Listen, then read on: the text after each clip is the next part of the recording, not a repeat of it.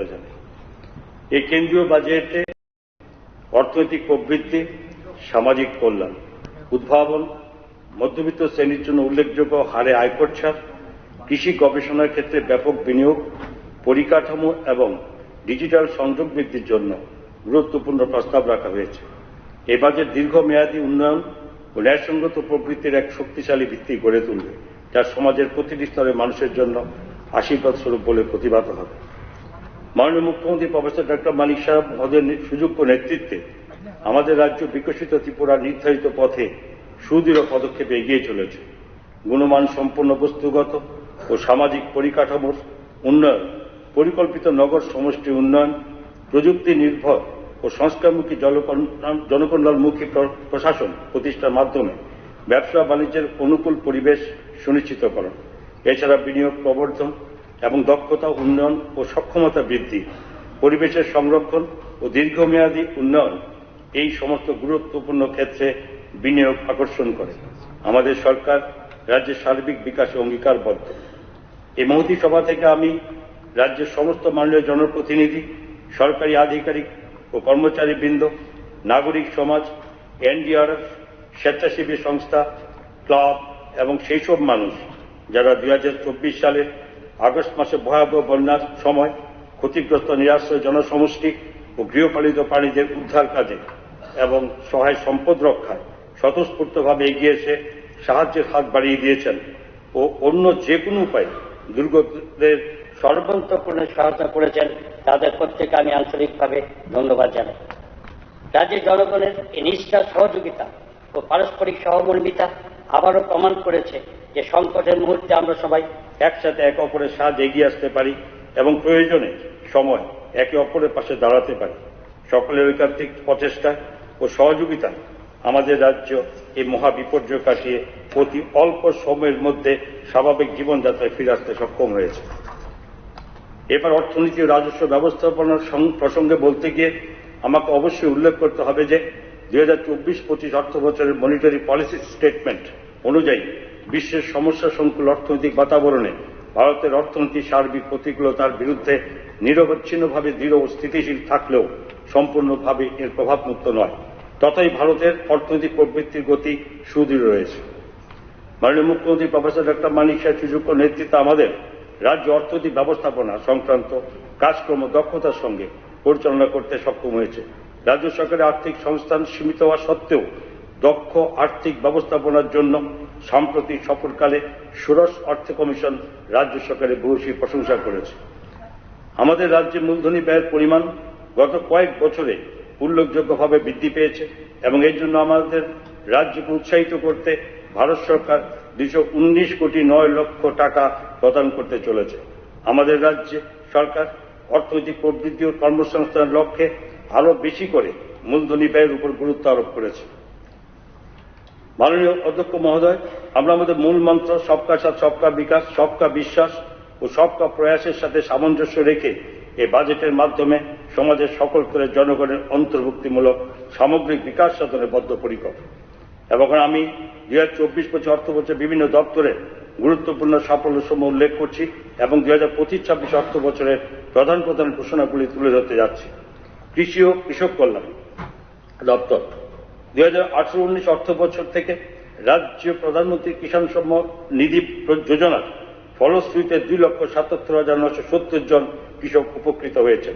এই প্রকল্পের মাধ্যমে 842 কোটি 62 লক্ষ টাকা বেনিফিশিয়ারি কৃষকদের ব্যাংক অ্যাকাউন্টে জমা পড়েছে। রাজ্যের 14,14,000 কৃষক প্রধানমন্ত্রী ফসল বীমা যোজনা আওতাভুক্ত। এখনো পর্যন্ত 3,81,685টি কিষাণ ক্রেডিট কার্ড কৃষকদের মধ্যে বিতরণ করা হয়েছে এবং এই কেসিসির মাধ্যমে তারা 2,142 কোটি 58 লক্ষ টাকা পেয়েছেন। 2018-19 থেকে গত মরশুম পর্যন্ত রাজ্যের কৃষকদের কাছ থেকে 2,25,000 মেট্রিক টন ধান ন্যূনতম সহায়ক মূল্য কেনা হয়েছে। রাজ্য সরকার দীর্ঘমেয়াদী কৃষি ব্যবস্থা অর্জনের লক্ষ্যে জৈব ও প্রাকৃতিক চাষের উপর বিশেষ গুরুত্ব আরোপ করেছে। বর্তমানে 19,916 জন কৃষকের তত্ত্বাবধানে 20,161 হেক্টর জমিকে জৈব চাষের আওতায় নিয়ে আসা হয়েছে। পাশাপাশি 1,076টি জৈব চাষের ক্লাস্টার এবং 40টি কৃষক উৎপাদন সংস্থা গঠন করা হয়েছে। ধানের উৎপাদন ও ফলন বৃদ্ধির লক্ষ্যে 2024-25 অর্থ বছরে 92,588 হেক্টর কৃষি জমিতে মুখ্যমন্ত্রী ইন্টিগ্রেটেড ক্রপ ম্যানেজমেন্ট প্রোগ্রাম বাস্তবায়িত হয়েছে। 2024-25 অর্থ বছরে কৃষকদের উন্নততর প্রশাসনিক এবং প্রযুক্তিগত সহায়তা প্রদানের লক্ষ্যে সাতচাঁদ, কাকরাবন, করবুক, কিল্লা এবং কুমারঘাটে 5টি তথ্য প্রযুক্তির সুবিধা সমন্বিত কৃষি বিকাশ এবং গবেষণা কেন্দ্র স্থাপন করা হয়েছে। 2018-19 সাল থেকে কৃষকদের মধ্যে 1,91,290টি সয়েল হেলথ কার্ড বিতরণ করা হয়েছে। পাশাপাশি দামছড়া, গঙ্গানগর, দশদা এই 3টি নির্বাচিত অ্যাসপিরেশনাল ব্লকে এবং গোটা ধলাই জেলায় সয়েল হেলথ কার্ড বিতরণের 100% লক্ষ্যমাত্রা অর্জন করা হয়েছে। রাজ্য সরকার ত্রিপুরার 8টি জেলার 52টি গ্রামীণ বাজারের পরিকাঠামো উন্নয়নের জন্য 127 কোটি 15 লক্ষ টাকার প্রকল্প গ্রহণ করেছে। Tripura state agriculture management and extension training institute এর আধুনিকীকরণ ও সশক্তিকরণ এবং পশ্চিম ত্রিপুরার একটি আধুনিক শিক্ষা কেন্দ্রের পরিকাঠামোগত উন্নয়নের জন্য 18 কোটি 50 লক্ষ টাকার প্রকল্প হাতে নেওয়া হয়েছে। এবার আমি 2025-26 অর্থ বছরে মুখ্যমন্ত্রী শস্য শ্যামলা যোজনা নামক একটি নতুন উদ্যোগের সূচনা করার প্রস্তাব করছি।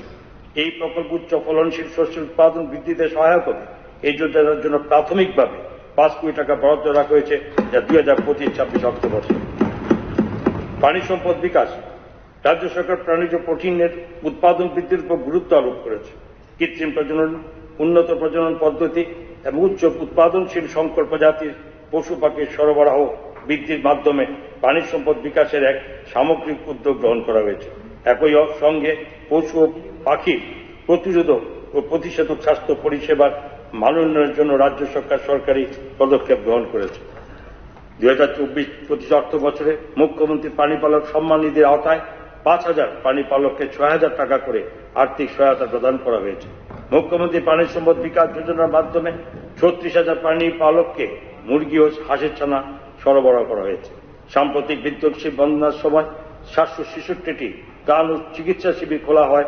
এই শিবিরগুলিতে 9,129টি গবাদি পশুকে আশ্রয় দেওয়া হয় এবং 41,924টি গবাদি পশু ও 55,867টি পাখির চিকিৎসা করা হয়েছে। এছাড়া 68.71 মেট্রিক টন পশুখাদ্য এবং 14.29 মেট্রিক টন সবুজ পশুখাদ্য বিতরণ করা হয়েছে। বন্যা পরবর্তী উদ্যোগ হিসাবে 851টি চিকিৎসা শিবিরে 1,12,055টি গবাদি পশু ও 2,09,233টি পাখির চিকিৎসা ও টিকাকরণ করা হয়, যার মাধ্যমে মোট 28,948 জন প্রাণীপালক উপকৃত হয়েছে। আমি 2025-26 অর্থ বছর থেকে 55টি নতুন মিনি মোবাইল ভেটেরিনারি ইউনিট চালু করার প্রস্তাব করছি। এর জন্য 4 কোটি 50 লক্ষ টাকা বরাদ্দ করা হয়েছে। 2025-26 অর্থবর্ষে রাজ্য সরকারের Gomati cooperative milk producers union লিমিটেডকে বামুটিয়ার একটি নতুন দুগ্ধ উৎপাদন প্রকল্পের জন্য 2 কোটি টাকা বাজেট বরাদ্দ করা হয়েছে। মৎস্য চাষ ও অ্যাকুয়াকালচার আমাদের রাজ্যে জীবিকা নির্বাহের অন্যতম প্রধান ক্ষেত্র। 2024-25 অর্থবর্ষে মৎস্য সহায়ক যোজনার আওতায় মোট 3,000 বেনিফিশিয়ারি আর্থিক সহায়তা লাভ করেছে, যার জন্য ব্যয় হয়েছে 1 কোটি 80 লক্ষ টাকা। প্রধানমন্ত্রী মৎস্য সম্পদ যোজনার মাধ্যমে 7,081 জন বেনিফিশিয়ারিকে 26 কোটি 48 লক্ষ টাকা আর্থিক সহায়তা প্রদান করা হয়েছে। এছাড়াও ভয়াবহ বন্যার সময় 13,473 জন মৎস্য চাষীকে 5 কোটি 38 লক্ষ টাকা আর্থিক সহায়তা প্রদান করা হয়েছে। 2025-26 অর্থ বছর 59টি জেলায় একটি মৎস্য চাষ সচেতনতা ও প্রশিক্ষণ কেন্দ্র নির্মিত হবে। এর জন্য মোট 8 কোটি 82 লক্ষ টাকা ব্যয় করা হবে। বিদ্যালয় শিক্ষা। রাজ্য সরকার বিদ্যালয় শিক্ষা ক্ষেত্রকে গুণগতভাবে অধিকতর সমৃদ্ধশালী করে তুলতে একাধিক গুরুত্বপূর্ণ উদ্যোগ গ্রহণ করেছে। রাজ্য সরকার বিভিন্ন শিক্ষক অশিক্ষক কর্মচারীদের পদ পূরণ করার জন্য উদ্যোগ গ্রহণ করেছে, যার মধ্যে রয়েছে স্নাতকোত্তর শিক্ষক, স্নাতক শিক্ষক এবং অস্নাতক শিক্ষক, প্রাক প্রাথমিক শিক্ষক, কম্পিউটার সায়েন্সের স্নাতকোত্তর শিক্ষক, physical education teacher, special educator এবং স্কুল লাইব্রেরিয়ান। সুপার 30 প্রকল্পের মাধ্যমে 2024-25 অর্থ বছরে 1 জন শিক্ষার্থী আইআইটি, 3 জন এনআইটি এবং 3 জন এমবিবিএস কোর্সে ভর্তি হয়েছে। CM7 অর্থাৎ চিফ মিনিস্টার স্কলারশিপের অ্যাচিভার্স টুয়ার্ডস হায়ার লার্নিং নামক বৃত্তিমূলক প্রকল্পের মাধ্যমে 200 জন মেধাবী শিক্ষার্থীকে 60,000 টাকা হারে বৃত্তি প্রদান করা হয়েছে, যার জন্য মোট ব্যয় হয়েছে 1 কোটি 20 লক্ষ টাকা। যাতায়াতের সুবিধার জন্য এবছর 23,300টি বাইসাইকেল ছাত্রীদের মধ্যে বিতরণ করা হয়েছে এবং এর জন্য 10 কোটি টাকা ব্যয় হয়েছে। RIDF এর অধীনে 335 কোটি 71 লক্ষ টাকা এবং special resistance to state for capital investment প্রকল্পের মাধ্যমে 44 কোটি 22 লক্ষ টাকা ব্যয়ে 46টি উচ্চতর মাধ্যমিক বিদ্যালয়ের নতুন ভবনের নির্মাণের কাজ চলছে। নিপুণ ত্রিপুরা প্রকল্পের অধীনে শিশুদের আনন্দদায়ক শিক্ষার পরিবেশ সুনিশ্চিত করতে এবং মৌলিক সাক্ষরতা ও গাণিতিক দক্ষতা সমৃদ্ধ করার লক্ষ্যে 4,227টি বিদ্যালয়ে নিপুণ কর্নার স্থাপন করা হয়েছে। PM পোষণ প্রকল্পের পর্যবেক্ষণ বা মনিটরিং ব্যবস্থা উন্নত করতে এবছর 100% বিদ্যালয়ে অটোমেটেড মনিটরিং সিস্টেম চালু করা হয়েছে। মিড ডে মিলের জন্য তাজা শাকসবজি সরবরাহের উদ্দেশ্যে 3,134টি বিদ্যালয়ে নতুনভাবে কিচেন গার্ডেন গড়ে তোলা হয়েছে। 2024-25 অর্থ বছরে সমগ্র শিক্ষা ও PNC প্রকল্পের অধীনে একাধিক উদ্যোগ গৃহীত হয়েছে, যেমন 181টি বিদ্যালয়ে তথ্য যোগাযোগ প্রযুক্তি ICT, 95টি বিদ্যালয়ে স্মার্ট ক্লাসরুম, 140টি বিদ্যালয়ে টিনকারিং ল্যাব এবং 180টি বিদ্যালয়ে পার্সোনাল অ্যাডাপটিভ লার্নিং ল্যাব এবং 120টি বিদ্যালয়ে দক্ষতা শিক্ষা বা স্কিল এডুকেশন চালু করা হয়েছে। এছাড়া 3,520 জন দিব্যাঙ্গ শিশুকে তাদের চাহিদা অনুযায়ী চলন সহায়ক সামগ্রী ও অন্যান্য সুবিধা প্রদান করা হয়েছে। অন্যদিকে 75টি বিদ্যালয়ে অতিরিক্ত শ্রেণী কক্ষ, 92টি বিদ্যালয়ে শৌচাগার এবং 23টি বিদ্যালয়ে শিক্ষকদের কোয়ার্টার নির্মাণের কাজ চলছে। উপরোক্ত প্রকল্পগুলি বাস্তবায়নের জন্য মোট 77 কোটি 7 লক্ষ টাকা বাজেট বরাদ্দ করা হয়েছে। চলতি অর্থ বছরে 378টি বিদ্যালয়ে 18 কোটি 90 লক্ষ টাকা ব্যয়ে TLM পার্ক স্থাপন করা হয়েছে। শিক্ষার্থীদের বাস্তব অভিজ্ঞতা অর্জনের জন্য 50 কোটি 39 লক্ষ টাকা শিক্ষামূলক ভ্রমণের সুযোগ করে দেওয়া হয়েছে। এবছর 4,163টি বিদ্যালয়ে 4 কোটি 20 লক্ষ টাকা মূল্যের বই লাইব্রেরিতে সরবরাহ করা হয়েছে। পাশাপাশি 4,218টি বিদ্যালয়ে ইউথ অ্যান্ড ইকো ক্লাব গঠন করা হয়েছে, যার জন্য 52 কোটি 50 লক্ষ টাকা ব্যয়িত হয়েছে। 999টি বিদ্যালয়ে 4 কোটি 99 লক্ষ টাকা ব্যয়ে সায়েন্স ও ম্যাথ ক্লাব গঠন করা হয়েছে। আবার 1,276টি বিদ্যালয়ে 16 কোটি 42 লক্ষ টাকা খরচ করে সায়েন্স ও ম্যাথ কিট সরবরাহ করা হয়েছে। 15টি কস্তুরবা গান্ধী বালিকা বিদ্যালয়ে 9 কোটি 81 লক্ষ 20 হাজার টাকা ব্যয়ে ছাত্রী আবাস নির্মাণ করা হয়েছে। নেতাজি সুভাষচন্দ্র আবাসিক বিদ্যালয় প্রকল্পের অধীনে 16টি ছাত্রাবাস 4 কোটি 31 লক্ষ 20 হাজার টাকা ব্যয়ে নির্মিত হয়েছে। 455টি বিদ্যালয়ে 1 কোটি 31 লক্ষ 90 হাজার টাকা ব্যয় করে স্যানিটারি ন্যাপকিন ভেন্ডিং মেশিন এবং ইনসিনারেটর বসানো হয়েছে। এছাড়া রানী লক্ষ্মীবাই আত্মরক্ষা প্রশিক্ষণ প্রকল্পের আওতায় 2058টি বিদ্যালয়ে 1,42,302 জন ছাত্রীকে 3 মাসব্যাপী আত্মরক্ষা ও আত্মবিশ্বাস বৃত্তিমূলক প্রশিক্ষণ প্রদান করা হয়েছে। এবার আমি 2025-26 অর্থ বছরে প্রতিটি মহকুমায় বিজ্ঞান ও ইংরেজি বিষয়ের উপর কোচিং সেন্টার চালু করার প্রস্তাব রাখছি। এই কোচিং সেন্টারে প্রতিটি মহকুমার একাদশ ও দ্বাদশ শ্রেণীতে পাঠরত 100 জন করে শিক্ষার্থী কোচিং গ্রহণ করতে পারবে। সদর মহকুমায় বিজ্ঞান বিভাগের শিক্ষার্থীর সংখ্যা তুলনামূলকভাবে বেশি হওয়ায় এখানে 3টি কোচিং সেন্টার স্থাপন করা হবে। এই উদ্যোগের জন্য প্রাথমিকভাবে 7 কোটি টাকা ব্যয় বরাদ্দ করা হয়েছে 2025-26 অর্থবর্ষে। উচ্চশিক্ষা, রাজ্য সরকার ত্রিপুরা বিভিন্ন ডিগ্রি কলেজের জন্য 201টি সহকারী অধ্যাপক এবং 13টি অধ্যক্ষের শূন্যপদ পূরণের উদ্যোগ গ্রহণ করেছে। শচীন দেব বর্মন স্মৃতি সরকারি সঙ্গীত মহাবিদ্যালয়ে 23 জন ইনস্ট্রাক্টর পদে নিয়োগের উদ্যোগ গ্রহণ করা হয়েছে। তাছাড়া আমি আনন্দের সঙ্গে সবাইকে জানাচ্ছি যে রাজ্য সরকার ডিগ্রি কলেজের 140 জন উচ্চশিক্ষার প্রত্যাশী মেধাবী ছাত্রীকে স্কুটি প্রদান করেছে। আমি আনন্দের সঙ্গে আরো জানাচ্ছি যে রাজ্য সরকার মহিলা কলেজটিকে মহিলা বিশ্ববিদ্যালয়ে উন্নীত করার সিদ্ধান্ত নিয়েছে। এই একইভাবে ত্রিপুরা ইনস্টিটিউট অব টেকনোলজিকেও রাজ্য প্রযুক্তি বিশ্ববিদ্যালয় বা স্টেট টেকনিক্যাল ইউনিভার্সিটিতে উন্নীত করা হবে। 2025-26 অর্থ বছরে আমবাসা কাকরাবন কর্মগ্রামী নূতন ডিগ্রি কলেজ স্থাপনের প্রস্তাব করছি। এছাড়া 2025 অর্থ বছরে আগরতলা উদয়পুর আমবাসায় বিভিন্ন প্রতিযোগিতামূলক পরীক্ষার জন্য উন্নত প্রশিক্ষণের সুবিধা সম্পন্ন ত্রিপুরা কম্পিটিটিভ এক্সামিনেশন সেন্টার চালুর প্রস্তাব করছি। এই প্রকল্পের জন্য প্রাথমিকভাবে 1 কোটি 50 লক্ষ টাকা ব্যয় বরাদ্দ ধরা হয়েছে 2025-26 অর্থ বছরে। যুব বিষয়ক ক্রীড়া, রাজ্য জুড়ে ক্রীড়া পরিকাঠামো উন্নয়নের জন্য রাজ্য সরকার একাধিক উদ্যোগ গ্রহণ করেছে। 2024-25 অর্থ বছরে খোয়াই সরকারি উচ্চতর মাধ্যমিক বিদ্যালয় ও জম্পুই জেলার সুদর্ণ দেববর্মা স্মৃতি উচ্চতর মাধ্যমিক বিদ্যালয়ের মাঠে সিনথেটিক ফুটবল ক্লাব বসানো হয়েছে। বাধারঘাটের সিনথেটিক হকি প্লে ফিল্ড ও Panisagar regional college of physical education synthetic athletic track বসানোর কাজ চলছে। আমবাসায় 200 শয্যা বিশিষ্ট যুব আবাস নির্মাণ সম্পন্ন হয়েছে। 2025-26 অর্থ বছরে কৈলাসহর উদয়পুরে 2টি মাল্টিপারপাস স্পোর্টস ইনডোর হল নির্মাণ করা হবে। গন্ডাতুই সহ কাকরাবনের সিনথেটিক ফুটবল ক্লাব বসানো হবে। বাধারঘাটের দশরথদেব স্পোর্টস কমপ্লেক্সে 200 শয্যা বিশিষ্ট স্পোর্টস হোস্টেল নির্মাণ করা হবে। এই সময়কালে আরো 50টি ওপেন জিমনেশিয়াম স্থাপন করা হবে বিভিন্ন স্থানে।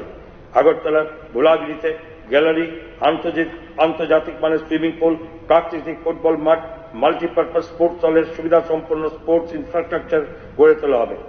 ব্লক, মহকুমা, জেলা ও রাজ্য স্তরে স্কুল ক্রীড়া প্রতিযোগিতা ও স্পোর্টস ট্যালেন্ট সার্চ প্রোগ্রাম অনুষ্ঠিত হবে। স্বাস্থ্য পরিষেবা। মাননীয় অধ্যক্ষ মহোদয়, রাজ্য সরকার স্বাস্থ্য পরিষেবা ও স্বাস্থ্য পরিকাঠামো উন্নয়নে সর্বাধিক গুরুত্ব দিয়েছে।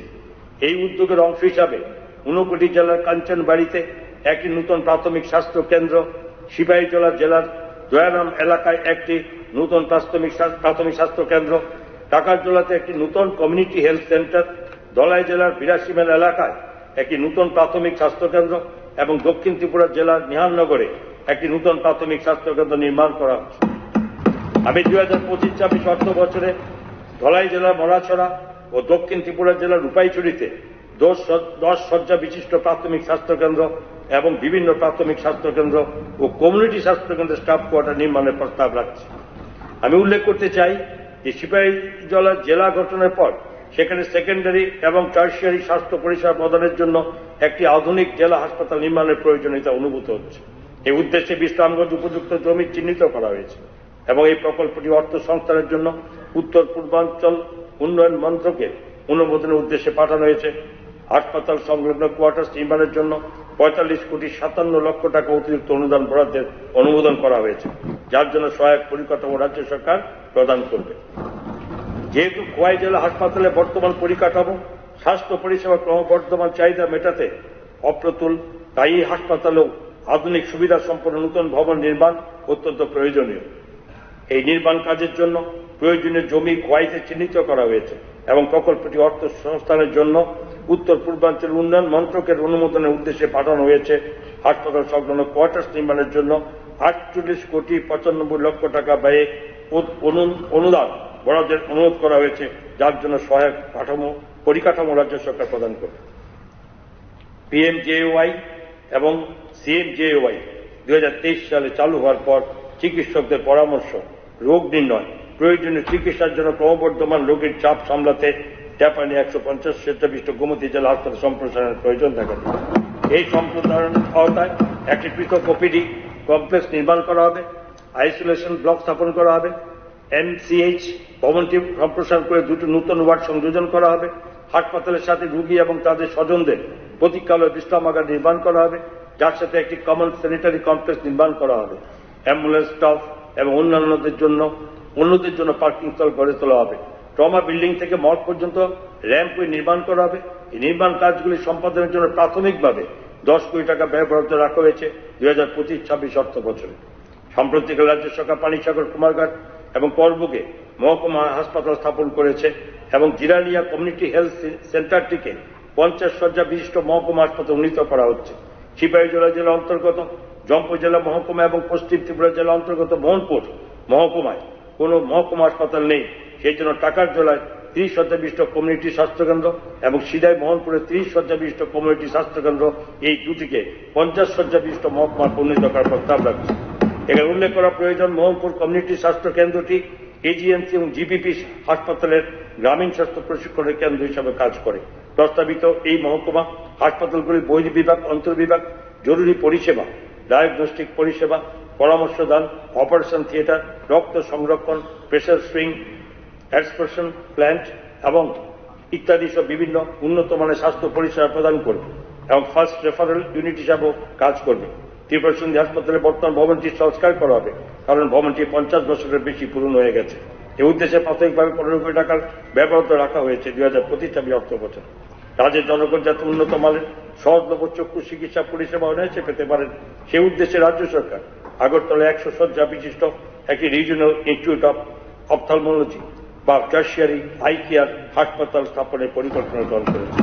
এই হাসপাতাল একই ছাদের তলায় চক্ষু সংক্রান্ত রোগের প্রাথমিক শনাক্তকরণ, চিকিৎসা, অন্ধত্ব প্রতিরোধ এবং জটিল চক্ষু রোগের সার্বিক সমাধান প্রদানে সক্ষম হবে এবং এই জন্য সমস্ত ধরনের আধুনিক রোগ নির্ণয় সম্পর্কিত ও স্বাস্থ্য পরিষেবা সংক্রান্ত যন্ত্রপাতির সংস্থান এখানে থাকবে।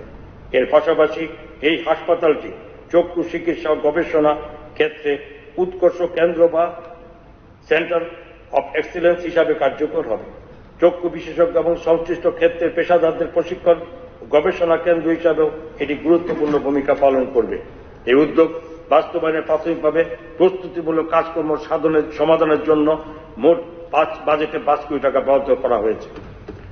আগামী 3 বছরের মধ্যে রাজ্যের সমস্ত জেলা হাসপাতাল, মহকুমা হাসপাতাল, প্রাথমিক স্বাস্থ্য কেন্দ্র ও কমিউনিটি হেলথ সেন্টারের চিকিৎসক ও অন্যান্য স্বাস্থ্যকর্মীদের সেমি ফার্নিশড সরকারি আবাসন পর্যায়ক্রমে নির্মাণের পরিকল্পনা গ্রহণ করা হয়েছে। এই উদ্দেশ্যে প্রাথমিকভাবে 100 কোটি টাকার বরাদ্দ রাখা হয়েছে। ওএনজিসি তাদের সিএসআর তহবিল থেকে এজিএমসি ও জিবিপি হাসপাতালে 20 শয্যা বিশিষ্ট একটি বিশেষ ওয়ার্ড স্থাপনের জন্য 34 কোটি 47 লক্ষ টাকা অনুমোদন করেছে এবং ইতিমধ্যে প্রকল্পের কাজ শুরু হয়েছে। রাজ্য সরকার বিশেষজ্ঞ চিকিৎসক, নার্স এবং অন্যান্য সহায়ক স্বাস্থ্যকর্মী নিয়োগের জন্য এবং প্রয়োজনীয় পরিষেবা আসবাবপত্রের জন্য অতিরিক্ত 10 কোটি টাকা বরাদ্দ করবে।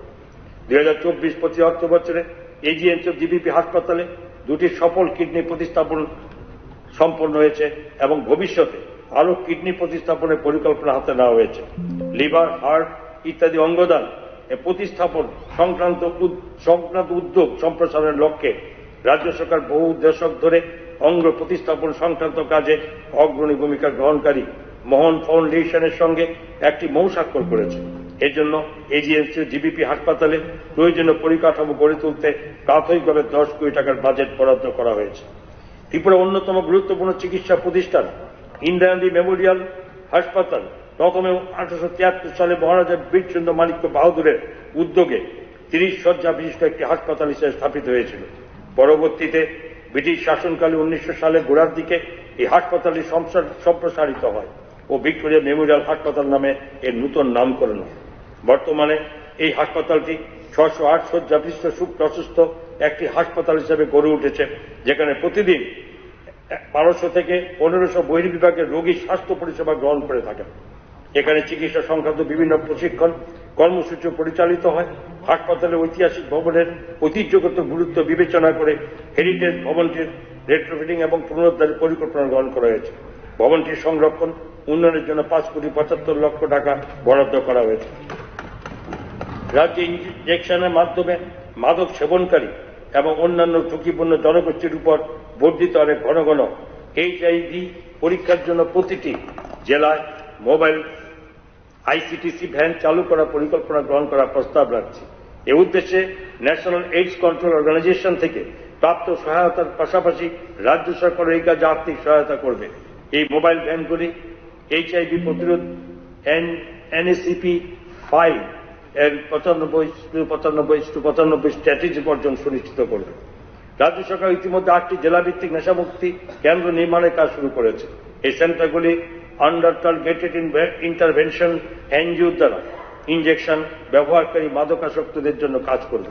তার সঙ্গে 5টি অতিরিক্ত টার্গেটেড ইন্টারভেনশন এনজিওকে কোয়াই, সিপাহীজলা, ঊনকোটি এবং পশ্চিম ত্রিপুরা জেলায় পরিযায়ী শ্রমিক MSN এবং রূপান্তরকামীর জন্য নিযুক্ত করা হবে। এ উদ্দেশ্যে 40 কোটি টাকা ব্যয় করা হবে। National AIDS control organisation Tripura রাজ্যের 100টি বিদ্যালয়ে রেড রিবন ক্লাব স্থাপন করার অনুমোদন দিয়েছে। পাইলট ভিত্তিতে HIV/AIDS এর বিষয়ে সচেতনতা সৃষ্টি করার জন্য এই স্কুলগুলো কাজ করবে। এই ক্লাবগুলি প্রশিক্ষণপ্রাপ্ত নোডাল শিক্ষক, NSS প্রোগ্রাম অফিসারের তত্ত্বাবধানে সারা বছর জুড়ে HIV/AIDS এবং ইনজেক্টিং ড্রাগ ইউজ ও তার কুফল সম্পর্কে বিভিন্ন সচেতনতামূলক অনুষ্ঠান আয়োজন করবে। খাদ্য, জনসংখ্যা ও ভোক্তা বিষয় প্রধানমন্ত্রী গরিব কল্যাণ অন্ন যোজনার আওতায় 2024-25 অর্থবছর জানুয়ারি 2025 পর্যন্ত এনএফএসএ উপভোক্তাদের বিনামূল্যে 1,34,000 মেট্রিক টন চাল সরবরাহ করা হয়েছে, যার জন্য কেন্দ্রীয় সরকার প্রায় 523 কোটি টাকা ভর্তুকি প্রদান করেছে। 2024 সালের আগস্ট মাসে রাজ্যে ভয়াবহ বন্যা ও ভূমিধসের প্রেক্ষিতে ক্ষতিগ্রস্ত পরিবারগুলির জন্য অতিরিক্ত 10 কেজি চাল প্রতি পরিবার পিছু বিনামূল্যে 2 মাসের জন্য পাবলিক ডিস্ট্রিবিউশন সিস্টেমের মাধ্যমে বরাদ্দ করা হয়। এই সময়কালে 18,000 মেট্রিক টন ফর্টিফাইড চাল ন্যায্য মূল্যের দোকানের মাধ্যমে বিতরণ করা হয়, যার জন্য সরকারের কোষাগার থেকে 70 কোটি টাকা ব্যয় করা হয়েছে। ভোক্তাদের সচেতনতা বৃদ্ধির লক্ষ্যে রাজ্যে 100টি নির্বাচিত বিদ্যালয় এবং 18টি কলেজ বিদ্যালয়ে কনজিউমার ক্লাব স্থাপন করা হয়েছে। এই ক্লাবগুলির মাধ্যমে সেমিনার, ইন্টারেক্টিভ অধিবেশন এবং নিউজ লেটার প্রকাশ করা হচ্ছে, যা শিক্ষার্থী ও সমাজের মধ্যে ভোক্তা অধিকার সংক্রান্ত সচেতনতা বাড়ানোর ক্ষেত্রে গুরুত্বপূর্ণ ভূমিকা রাখছে। এ কার্যকর চালিয়ে যেতে সংশ্লিষ্ট শিক্ষা প্রতিষ্ঠানগুলিকে প্রয়োজনীয় অর্থ বরাদ্দ করা হয়েছে। মিজোরাম থেকে বাস্তুচ্যুত হয়ে ত্রিপুরায় পুনর্বাসিত ভূ পরিবারগুলিকে টার্গেটেড পাবলিক ডিস্ট্রিবিউশনের সিস্টেমের আওতায় আনা হয়েছে, যাতে তাদের খাদ্য ও পুষ্টিগত নিরাপত্তা সুনিশ্চিত হয়।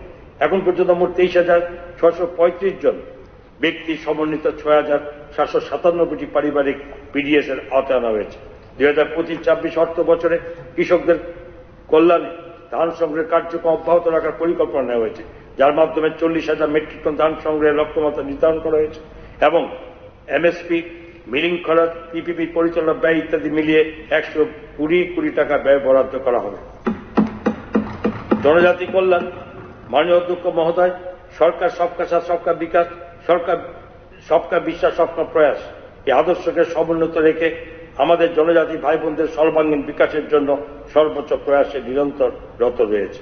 জনজাতি পরিবারবর্গের আর্থসামাজিক উন্নয়নের জন্য চিফ মিনিস্টার রাবার মিশনের আওতায় 23,177 হেক্টর রাবার বাগিচা তৈরির মাধ্যমে 28,149টি পরিবার লাভবান হয়েছে।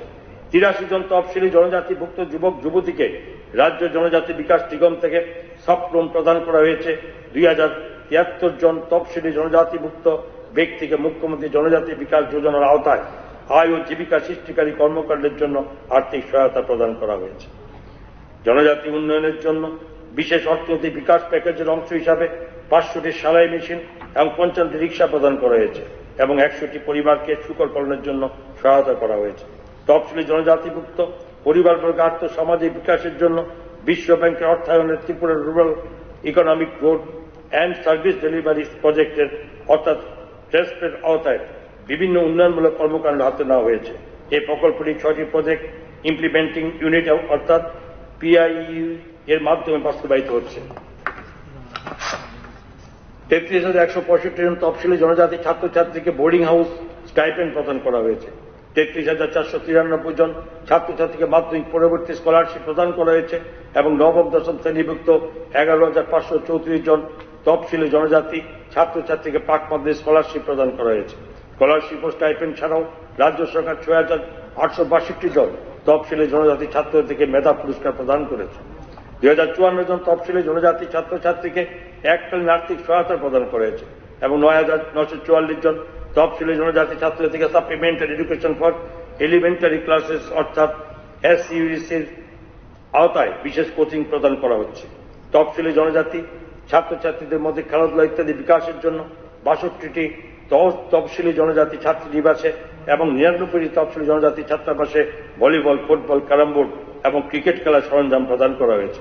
Tripura state academy of tribal centre জনজাতি সংস্কৃতি সংরক্ষণ ও বিকাশের ক্ষেত্রে একটি উৎকর্ষ কেন্দ্র পরিণত হয়েছে। একাডেমির ছাত্রছাত্রীদের উপস্থাপনা সারা দেশে প্রশংসিত হয়েছে। সাম্প্রতিককালে এই একাডেমিটি বিভিন্ন রকম পারফরমেন্স প্রদর্শনের উল্লেখযোগ্য স্থান অধিকার করেছে।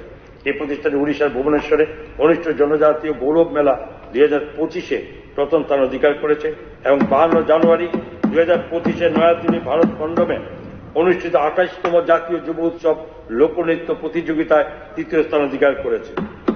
রাজ্যের সবকটি জনজাতি গোষ্ঠীর সংস্কৃতিকে সংরক্ষণ করার জন্য রাজ্য সরকার জনজাতি বাদ্য যন্ত্রাদির কর্মশালা আয়োজন করতে যাচ্ছে। এই সকল জনসম্প্রদায়ের জন্য মহকুমা, জেলা এবং রাজ্য স্তরের সাংস্কৃতিক অনুষ্ঠানের আয়োজন করা হবে। এই উদ্দেশ্যে 3 কোটি টাকার বরাদ্দ রাখা হয়েছে। আমি আনন্দের সঙ্গে মহতী সভাকে অবগত করতে চাই যে ভারত সরকার জনজাতি অধ্যুষিত অঞ্চল এবং বিভিন্ন জনজাতি সম্প্রদায়ের উন্নয়নের জন্য ধরতি আবা জনজাতীয় গ্রাম উৎকর্ষ অভিযান ঘোষণা করেছে, যা পরিকাঠামো, স্বাস্থ্য পরিষেবা, শিক্ষা, জীবিকা নির্বাহ ইত্যাদি বিষয়ে যে ক্রিটিক্যাল গ্যাপগুলি রয়েছে সেগুলির সমাধানের মাধ্যমে তার লক্ষ্য পূরণ করবে। এই মিশনটি আগামী 5 বছরে আমাদের রাজ্যে 392টি ভিলেজকে কাজ করবে। 2025-26 অর্থবর্ষে চিফ মিনিস্টার রাবার মিশনের আওতায় 20,745 হেক্টর জমিতে রাবার চাষ করা হবে। 10টি রাবার প্রক্রিয়াকরণ কেন্দ্র নির্মাণ করা হবে, 3টি 100 শয্যাবিশিষ্ট একটি হোস্টেল স্থাপন করা হবে এবং 50 শয্যাবিশিষ্ট 7টি নতুন একটি এসটি হোস্টেল স্থাপন করা হবে। 36টি এসটি হোস্টেলের আবাসিক ছাত্রছাত্রীদেরকে পরিচিত পানীয় জল প্রদান করার জন্য ওয়াটার ট্রিটমেন্ট ফ্যাসিলিটি নির্মাণ করা হবে। চিফ মিনিস্টার ট্রাইবাল ডেভেলপমেন্ট মিশনের আওতায় নাম করা বিভিন্ন সংস্থার মাধ্যমে সুপার 100 প্রোগ্রাম চালু করা হবে। মেধাবী জনজাতি ছাত্রছাত্রীদের গুণগত মান সম্পন্ন কোচিং সুবিধা প্রদান করার লক্ষ্যে, যাতে জেই হার বৃদ্ধি পায়। যথোপযুক্ত তত্ত্বাবধানে এবং জেই, মেইন, নিট, ইউপিএসসি ইত্যাদি সর্বভারতীয় পরীক্ষায় তাদের সাফল্যের হার বৃদ্ধি পায়। যথোপযুক্ত তত্ত্বাবধানে আরো বেশি সংখ্যক জনজাতি ছাত্রছাত্রী আইএএস, আইপিএস এবং আইএফএস জাতীয় সর্বোচ্চ স্তরের সরকারি চাকরিতে প্রবেশ করতে পারে ইউপিএসসির মাধ্যমে। এই জন্য 25-26 অর্থবর্ষে 3 কোটি 10 লক্ষ টাকা ব্যয় করা বরাদ্দ করা হয়েছে। বর্তমান অর্থবর্ষে রাজ্য সরকার ত্রিপুরা জনজাতি এলাকা স্বশাসিত জেলা পরিষদকে বাজেট বরাদ্দ অতিরিক্ত 169 কোটি 82 লক্ষ টাকা প্রদান করেছে। 2025-26 অর্থবর্ষে রাজ্য সরকার ত্রিপুরা উপজাতি এলাকা স্বশাসিত জেলা পরিষদকে মোট 860 কোটি 28 লক্ষ টাকা প্রদান করবে। এই অর্থরাশি অতিরিক্ত হিসাবে প্রকল্প ভিত্তিক পরিকাঠামো উন্নয়নের জন্য RIDF এবং special assistance two states for capital investment থেকেও অর্থ বরাদ্দ করা হবে। ট্রাইবাল সাবপ্ল্যান অর্থাৎ টিএসপির আওতায় 7,148 কোটি 85 লক্ষ টাকা বরাদ্দ রাখা হয়েছে। ট্রাইবাল সাবপ্ল্যানের আওতাভুক্ত অধিকাংশ অর্থরাশি TTADC এলাকায় ব্যয়িত হবে। তফসিলি জাতি কল্যাণ। মাননীয় অধ্যক্ষ মহোদয়, রাজ্য সরকার তফসিলি জাতিগোষ্ঠীর জনসাধারণের সর্বাঙ্গীন বিকাশের উপর সার্বিক জোর দিচ্ছে। 2024-25 অর্থ বছরে তফসিলি জাতিভুক্ত 17,302 জন ষষ্ঠ থেকে অষ্টম শ্রেণীর ছাত্রছাত্রীকে প্রাক মাধ্যমিক স্কলারশিপ প্রদান করা হয়েছে। 6,784 জন ছাত্রছাত্রীকে ডক্টর বি.আর. আম্বেদকর মেধা পুরস্কার প্রদান করা হয়েছে। নবম ও দশম শ্রেণীর 8,700 জন ছাত্রছাত্রী প্রাক মাধ্যমিক স্কলারশিপের মাধ্যমে লাভবান হবে। অপরদিকে 23,300 জন ছাত্রছাত্রী মাধ্যমিক পরবর্তী স্কলারশিপের মাধ্যমে লাভবান হবে।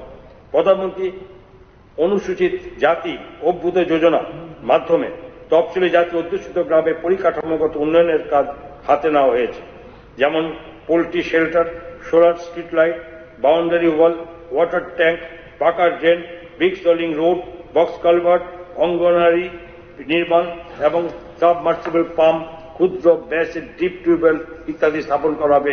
তার জন্য 2 কোটি 73 লক্ষ টাকা ব্যয়িত হবে। 2025-26 অর্থবর্ষে তফসিলি জাতি কল্যাণ দপ্তর 20,000 ষষ্ঠ থেকে অষ্টম শ্রেণীর ছাত্রছাত্রীকে প্রাক মাধ্যমিক স্কলারশিপ প্রদান করার লক্ষ্যমাত্রা নিয়েছে, যার জন্য 2 কোটি টাকা আর্থিক সহায়তা বরাদ্দ করা হয়েছে। তাছাড়া 9,500 জন নবম ও দশম শ্রেণীর ছাত্রছাত্রীকে প্রাক মাধ্যমিক স্কলারশিপ প্রদান করা হবে। এর জন্য রাজ্যের 10% ব্যয়ভার হিসাবে 39 লক্ষ টাকা ধার্য করা হয়েছে। 23,500 জন ছাত্রছাত্রীকে মাধ্যমিক পরবর্তী স্কলারশিপ প্রদান করা হবে। এর জন্য রাজ্যের 10% ব্যয়ভার হিসাবে দরকার হবে 6 কোটি 38 লক্ষ টাকা। 8,140 জন ছাত্রছাত্রীকে ডক্টর বি.আর. আম্বেদকরের মেধা পুরস্কার প্রদান করা হবে, যার জন্য 80 লক্ষ টাকা লাগবে। তাছাড়া 480 জন ছাত্রছাত্রীকে এককালীন আর্থিক সহায়তা দেওয়া হবে, যার জন্য 2 কোটি 40 লক্ষ টাকা লাগবে। PMAJAY প্রকল্পের গ্র্যান্ট ইন এইড কম্পোনেন্ট থেকে পরিকাঠামোগত উন্নয়নের জন্য এবং নির্বাচিত 32টি তফসিলি জাতি অধ্যুষিত গ্রামে গ্যাপ ফিলিং ওয়ার্কের জন্য উক্ত প্রকল্পে আদর্শ গ্রামে কম্পোনেন্টের খাতে যে টাকা পাওয়া যাবে তার অবশিষ্ট অর্থরাশি থেকে 4 কোটি 81 লক্ষ টাকা ব্যয় করা হবে। আসন্ন 2025-26 অর্থবর্ষে তফসিলি জাতিভুক্ত ছাত্রদের ছাত্রাবাসে আইটি পরিকাঠামো গড়ে তোলা তফসিলি জাতিভুক্ত পরিবারগুলির আয় বৃদ্ধি করার জন্য আমি মুরগি ও হাঁস পালন সংক্রান্ত একটি প্রকল্প চালু করার প্রস্তাব করছি। এছাড়াও তফসিল জাতিভুক্ত ক্ষুদ্র ব্যবসায়ী যারা মাছ, শুকনো মাছ এবং সবজি বিক্রি করবেন তাদের আর্থিক সাহায্য করা হবে। অন্যান্য পশ্চাৎপদ জনরাষ্ট্রী ওবিসি ওয়েলফেয়ার। রাজ্য সরকার ওবিসি কল্যাণ দপ্তরের রাজ্যের ওবিসি অংশের জনগণের আর্থসামাজিক উন্নয়নের জন্য কাজ করে চলেছে। বিভিন্ন রকম আর্থিক সহায়তা প্রদানের মাধ্যমে, যেমন বিভিন্ন স্কলারশিপ যোজনা, রাজ্য সরকার পরিচালিত ডক্টর বি.আর. আম্বেদকরের স্মৃতি স্বর্ণ পদক এবং মেধা পদক ওবিসি অংশের অর্থনৈতিকভাবে দুর্বল মেধাবী ছাত্রছাত্রীদের এককালীন আর্থিক সহায়তা, দরিদ্র ওবিসি অংশের রোগীদের নিউক্লিয়ার বাজেট স্কিমের আওতায় আর্থিক সহায়তা প্রদান করা ইত্যাদি। এই সমস্ত ক্ষেত্রে বিগত 44,727 জন বেনিফিশিয়ারি লাভবান হয়েছেন এবং যার আর্থিক মূল্য হল 47,51,00,000 টাকা। এছাড়াও 2024-25 অর্থবর্ষে শেষে অবধি আনুমানিক 46,000 বেনিফিশিয়ারি লাভবান হবে, যার আর্থিক মূল্য আনুমানিক 50 কোটি টাকা। এর সাথে পশ্চিম ত্রিপুরা হাপানিয়াস্থিত মহিলা পলিটেকনিক কলেজে একটি 200 শয্যা বিশিষ্ট বালিকা আবাস স্থাপনের কাজ হাতে নেওয়া হয়। ভারত সরকারের সামাজিক ন্যায় ও সশক্তিকরণ মন্ত্রকের আর্থিক সহায়তা, OBC cooperative development corporation limited বেকার ওবিসি যুব সম্প্রদায়কে স্বনির্ভর করার জন্য বিভিন্ন রকম সহজ শর্তে ঋণ এবং বিভিন্ন প্রকার বাণিজ্য করার জন্য দক্ষতা বিকাশের প্রশিক্ষণ দিচ্ছে। 2024-25 অর্থবর্ষে 97 জন বেনিফিশিয়ারি এই কর্মকাণ্ডে তারা লাভবান হয়েছেন, যাতে ব্যয় হয়েছে 1,78,00,000 টাকা। 2025-26 অর্থবর্ষে রাবার চাষের সাথে যুক্ত ওবিসি সম্প্রদায়ভুক্ত ব্যক্তিদের ল্যাটেক্স সংগ্রহ এবং প্রক্রিয়াজাতকরণের জন্য আধুনিক যন্ত্রপাতি ব্যবহারের উপর প্রশিক্ষণ দেওয়া এবং এই প্রশিক্ষণ প্রাপকদের প্রশিক্ষণ শেষে প্রয়োজনীয় যন্ত্রপাতি প্রদান করা হবে। সংখ্যালঘু কল্যাণ, মাননীয় অধ্যক্ষ মহোদয়, আমাদের সরকার সংখ্যালঘু সহ সমাজের সকল অংশের সার্বিক উন্নয়নের উপর সমধিক গুরুত্ব আরোপ করেছে। রাজ্য উন্নয়ন অগ্রগতির যাত্রায় কোন অংশের মানুষ যাতে পিছিয়ে না পড়ে, বিশেষ করে সংখ্যালঘু সম্প্রদায়ের উন্নয়নকে সুনিশ্চিত করতে সরকার দৃঢ় প্রতিশ্রুতিবদ্ধ। ওয়াকফ সম্পত্তির সুরক্ষার জন্য 2024-25 অর্থ বছর রাজ্য সরকার 66 লক্ষ টাকা ব্যয় করেছে এবং ওয়াকফ বোর্ডকে অনুদান হিসাবে 77 লক্ষ টাকা প্রদান করেছে। 2024-25 অর্থবর্ষে প্রধানমন্ত্রী জন বিকাশ কর্মসূচির মাধ্যমে সংখ্যালঘু অধ্যুষিত 12টি ব্লকে আর্থসামাজিক ও পরিকাঠামোগত উন্নয়নের কাজ হাতে নেওয়া হয়েছে। এইসব সংখ্যালঘু অধ্যুষিত ব্লক এ বিদ্যালয় সংগ্রহ, ছাত্রাবাস, অঙ্গনারী কেন্দ্র নির্মাণের জন্য 17,50,00,000 টাকা ব্যয় করা হচ্ছে। 2024-25 সালে স্কলারশিপ খাতে বাজেট বরাদ্দ ছিল 8,50,00,000 টাকা এবং 3,730 জন ছাত্রছাত্রীকে প্রাক মাধ্যমিক এবং মাধ্যমিক পরবর্তী স্কলারশিপ প্রদান করা হয়েছে, যার জন্য 73 লক্ষ টাকা ব্যয়িত হয়েছে। 605 জন সংখ্যালঘু ছাত্রছাত্রীকে বিভিন্ন প্রফেশনাল কোর্স করার জন্য 3,02,00,000 টাকা ব্যয় করা হয়েছে। 13 জন ব্যবসায়ী এবং 16 জন শিক্ষার্থীকে Tripura minority welfare cooperative development corporation থেকে সহজ শর্তে ও স্বল্প সুদে ঋণ প্রদান করা হয়েছে। পবিত্র হজ যাত্রা নির্বিঘ্নে সম্পন্ন করতে 42 জন তীর্থযাত্রী আর্থিক সহায়তা হিসাবে 55 লক্ষ টাকা ব্যয়িত হবে। 2025-26 অর্থ বছরে ওয়াকফ সম্পত্তি উন্নয়ন ও সুরক্ষার জন্য 1,20,00,000 টাকা ব্যয় করার পরিকল্পনা নেওয়া হয়েছে। সংরক্ষিত সংখ্যালঘু অধ্যুষিত গ্রামগুলিকে বিভিন্ন উন্নয়নমূলক কাজকর্ম সমাধানের জন্য 5 কোটি টাকা বরাদ্দ করা হয়েছে। এছাড়া প্রধানমন্ত্রী জনবিকাশ কার্যক্রমের অধীনে সংখ্যালঘু অধ্যুষিত ব্লকগুলিতে আর্থসামাজিক পরিকাঠামো উন্নয়নের জন্য 20 কোটি টাকা বরাদ্দ করা হয়েছে। সংখ্যালঘু শিক্ষার্থীদের প্রি মেট্রিক ও পোস্ট মেট্রিক ছাত্র খাতে 9,35,00,000 টাকা বরাদ্দ করা হয়েছে। 2025-26 অর্থ বছরে নজরুল ছাত্রাবাসের নির্মাণ কাজ সম্পন্ন হবে, এই জন্য 3,51,00,000 টাকা ব্যয়িত হবে। দুস্থ সংখ্যালঘু পরিবারগুলি জীবনযাত্রা বাড়ানোর জন্য আমি এক নতুন প্রকল্প চালু করার প্রস্তাব রাখছি। এই প্রকল্পের জন্য 2025-26 অর্থ বছরে প্রাথমিকভাবে 1,50,00,000 টাকা বরাদ্দ করা হয়েছে। সমাজ কল্যাণ, সমাজ শিক্ষা, মাননীয় অধ্যক্ষ মহোদয়, সমাজের অনগ্রসর ও অবহেলিত অংশকে সামাজিক নিরাপত্তা প্রদান করার বিষয়টিকে আমাদের সরকার সর্বদাই অগ্রাধিকার দিয়ে আসছে। সরকার সামাজিক ভাতার পরিমাণ মাসিক 700 টাকা থেকে বাড়িয়ে 2,000 টাকা করা হয়েছে। 2024-25 অর্থবর্ষে 4,08,727 জন বেনিফিশিয়ারিকে বিভিন্ন যোজনার আওতায় সামাজিক ভাতা প্রদান করা হয়েছে, যার জন্য 518,11,00,000 টাকা ব্যয় হয়েছে। আমাদের সরকার বিশেষভাবে সক্ষম অর্থাৎ দিব্যাঙ্গজনদের সমান সুযোগ, তাদের অধিকার রক্ষা এবং তাদের অন্তর্ভুক্তিমূলক উন্নয়নের স্বার্থে ত্রিপুরা রাজ্য নীতিমালা ঘোষণা করেছে, যার নাম হল Tripura state policy for empowerment of persons with disability 2024।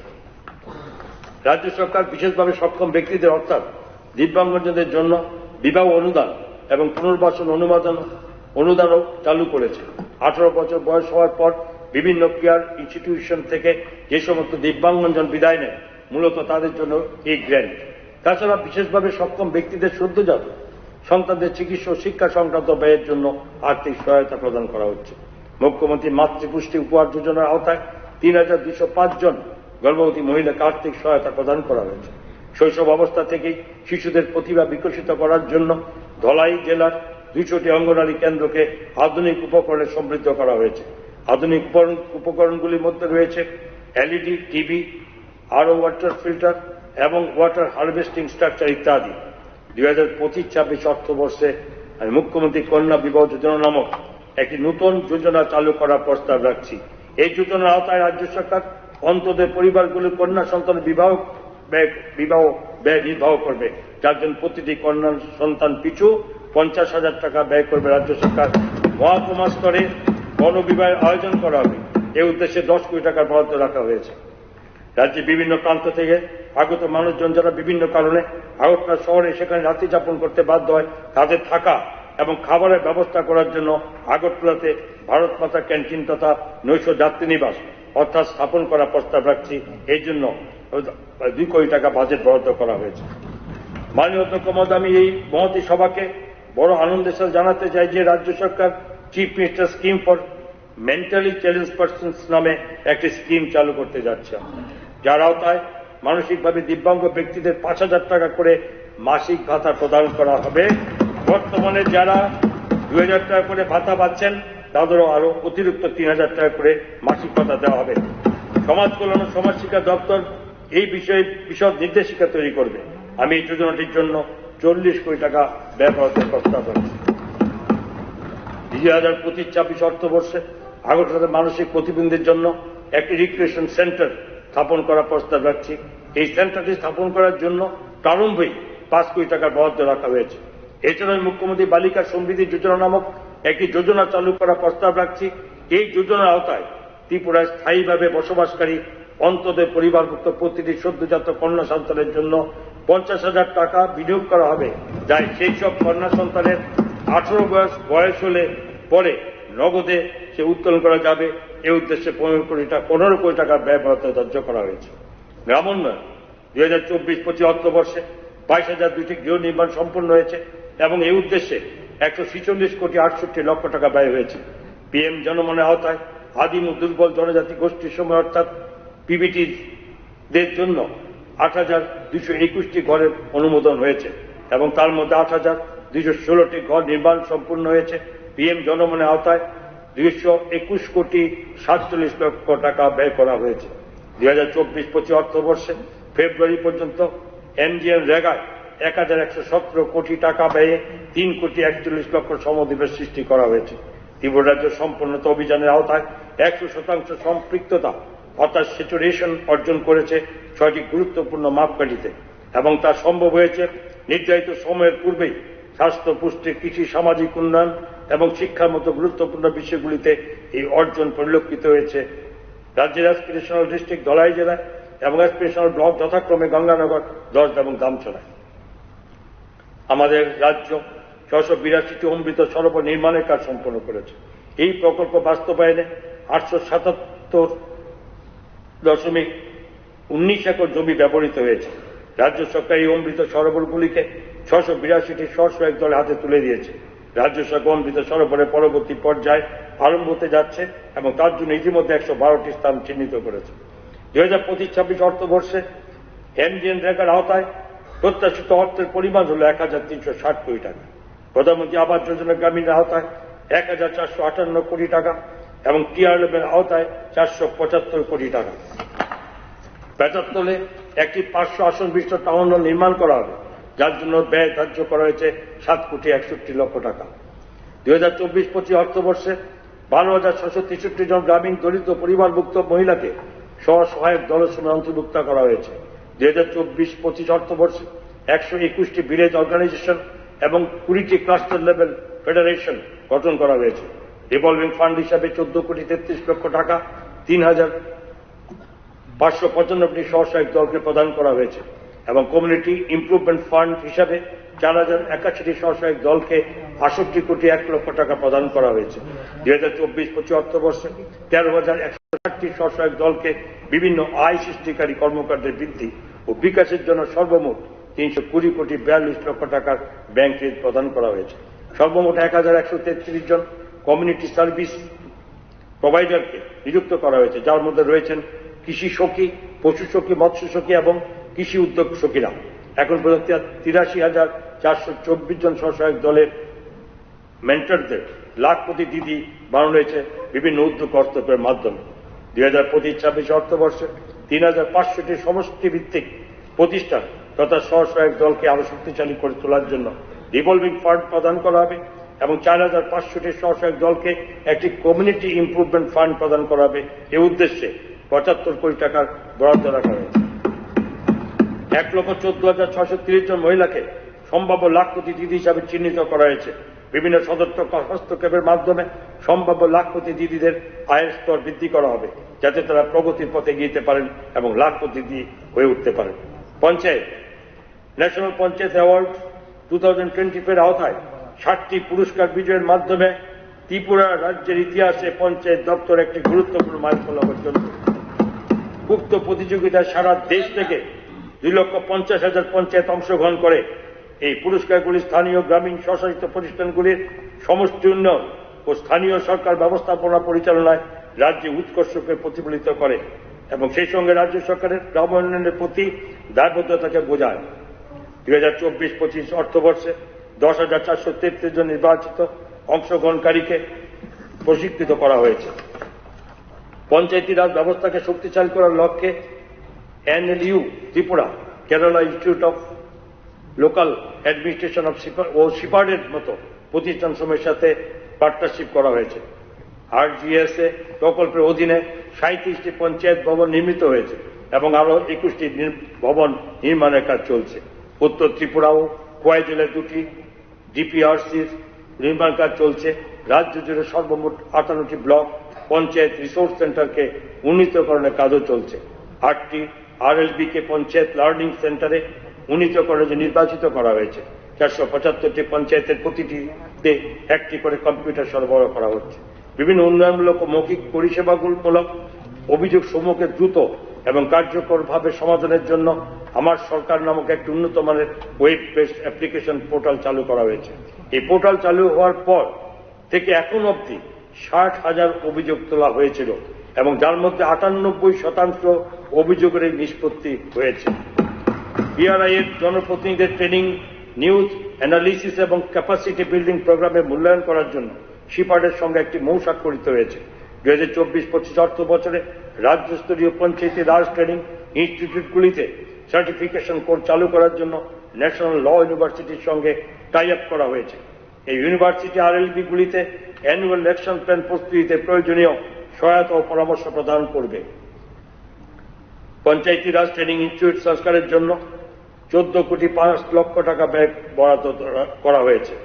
আমি 2025-26 অর্থ বছরে RGS এর অধীনে পশ্চিম ত্রিপুরা জেলায় 2 কোটি টাকা ব্যয়ে একটি ডিস্ট্রিক্ট পঞ্চায়েত রিসোর্স সেন্টার গড়ে তোলার প্রস্তাব করছি।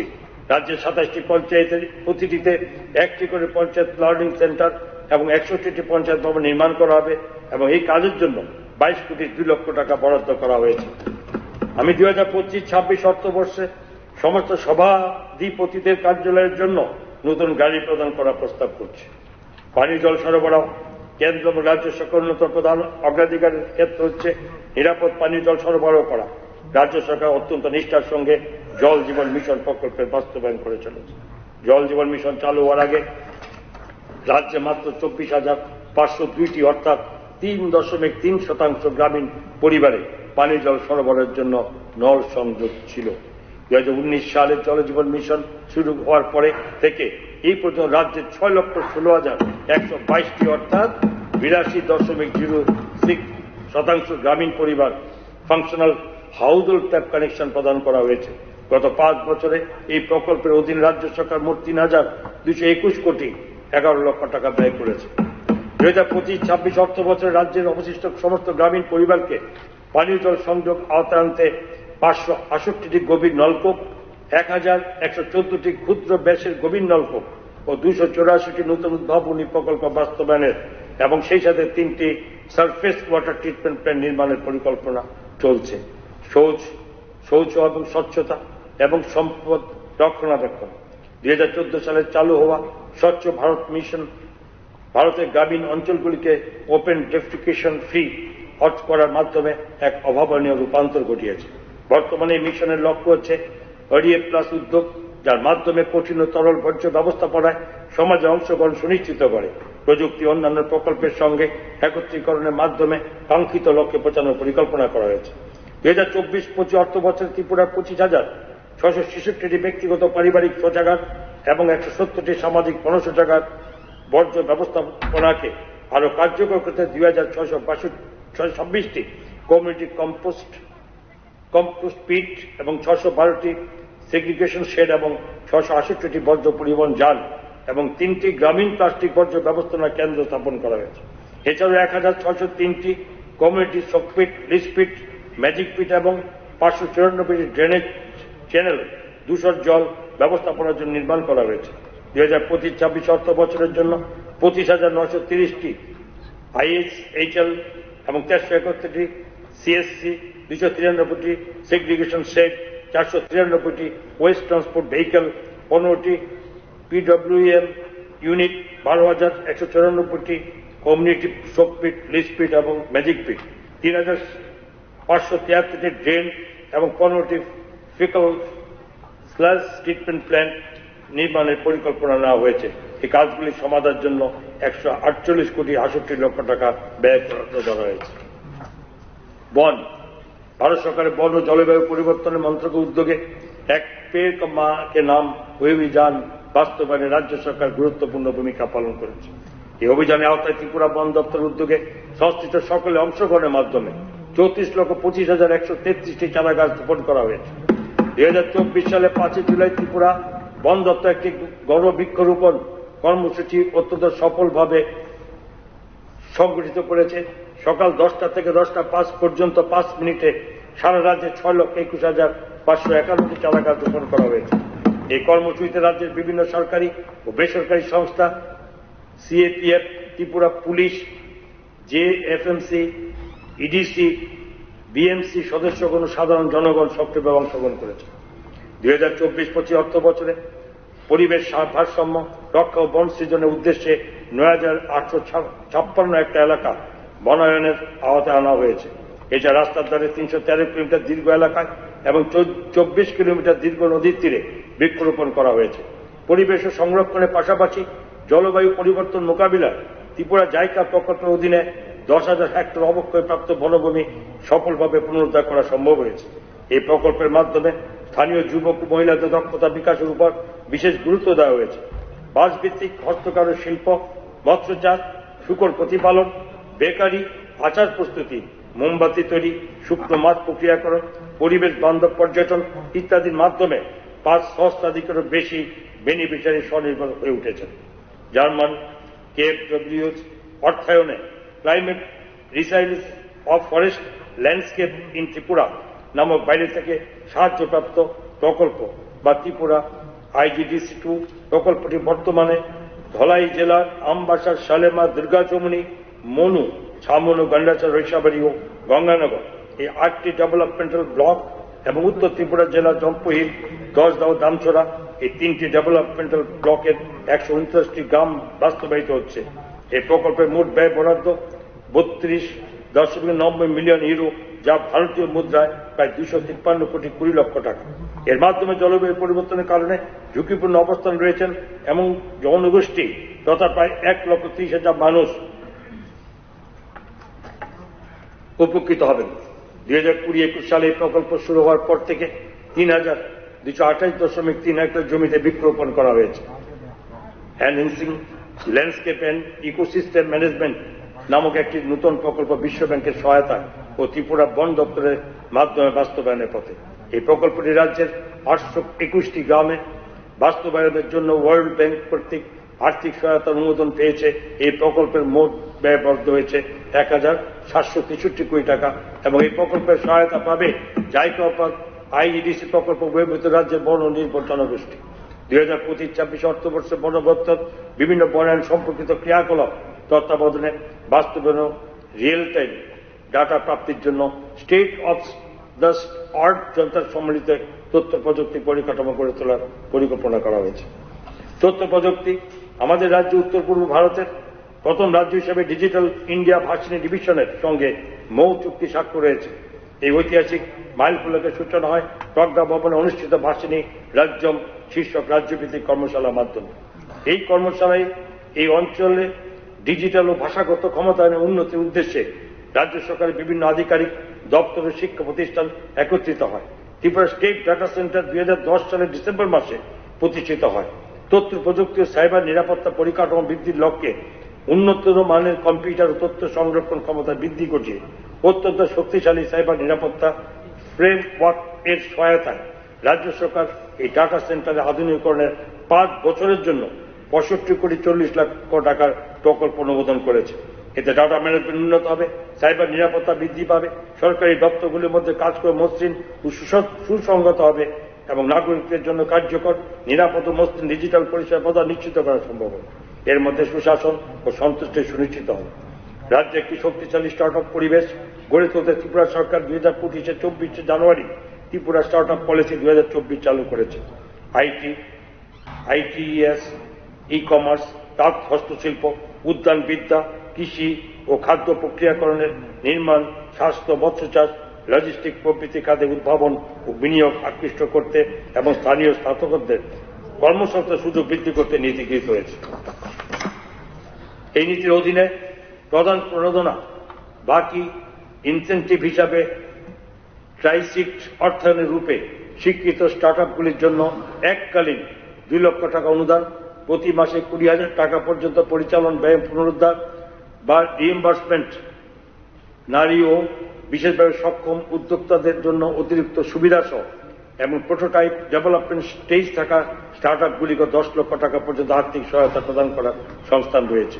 এই নীতির আওতায় রয়েছে বাজারজাতকরণ ও প্রচারের জন্য সহায়তা হিসাবে 5 লক্ষ টাকা পর্যন্ত প্রদান এবং জিএসটি রিএম্বার্সমেন্ট ও পেটেন্ট ফাইলিং রিএম্বার্সমেন্ট এবং দেশীয় পেটেন্টের জন্য 2 লক্ষ টাকা এবং আন্তর্জাতিক পেটেন্টের 10 লক্ষ টাকা প্রদানের ব্যবস্থা রয়েছে।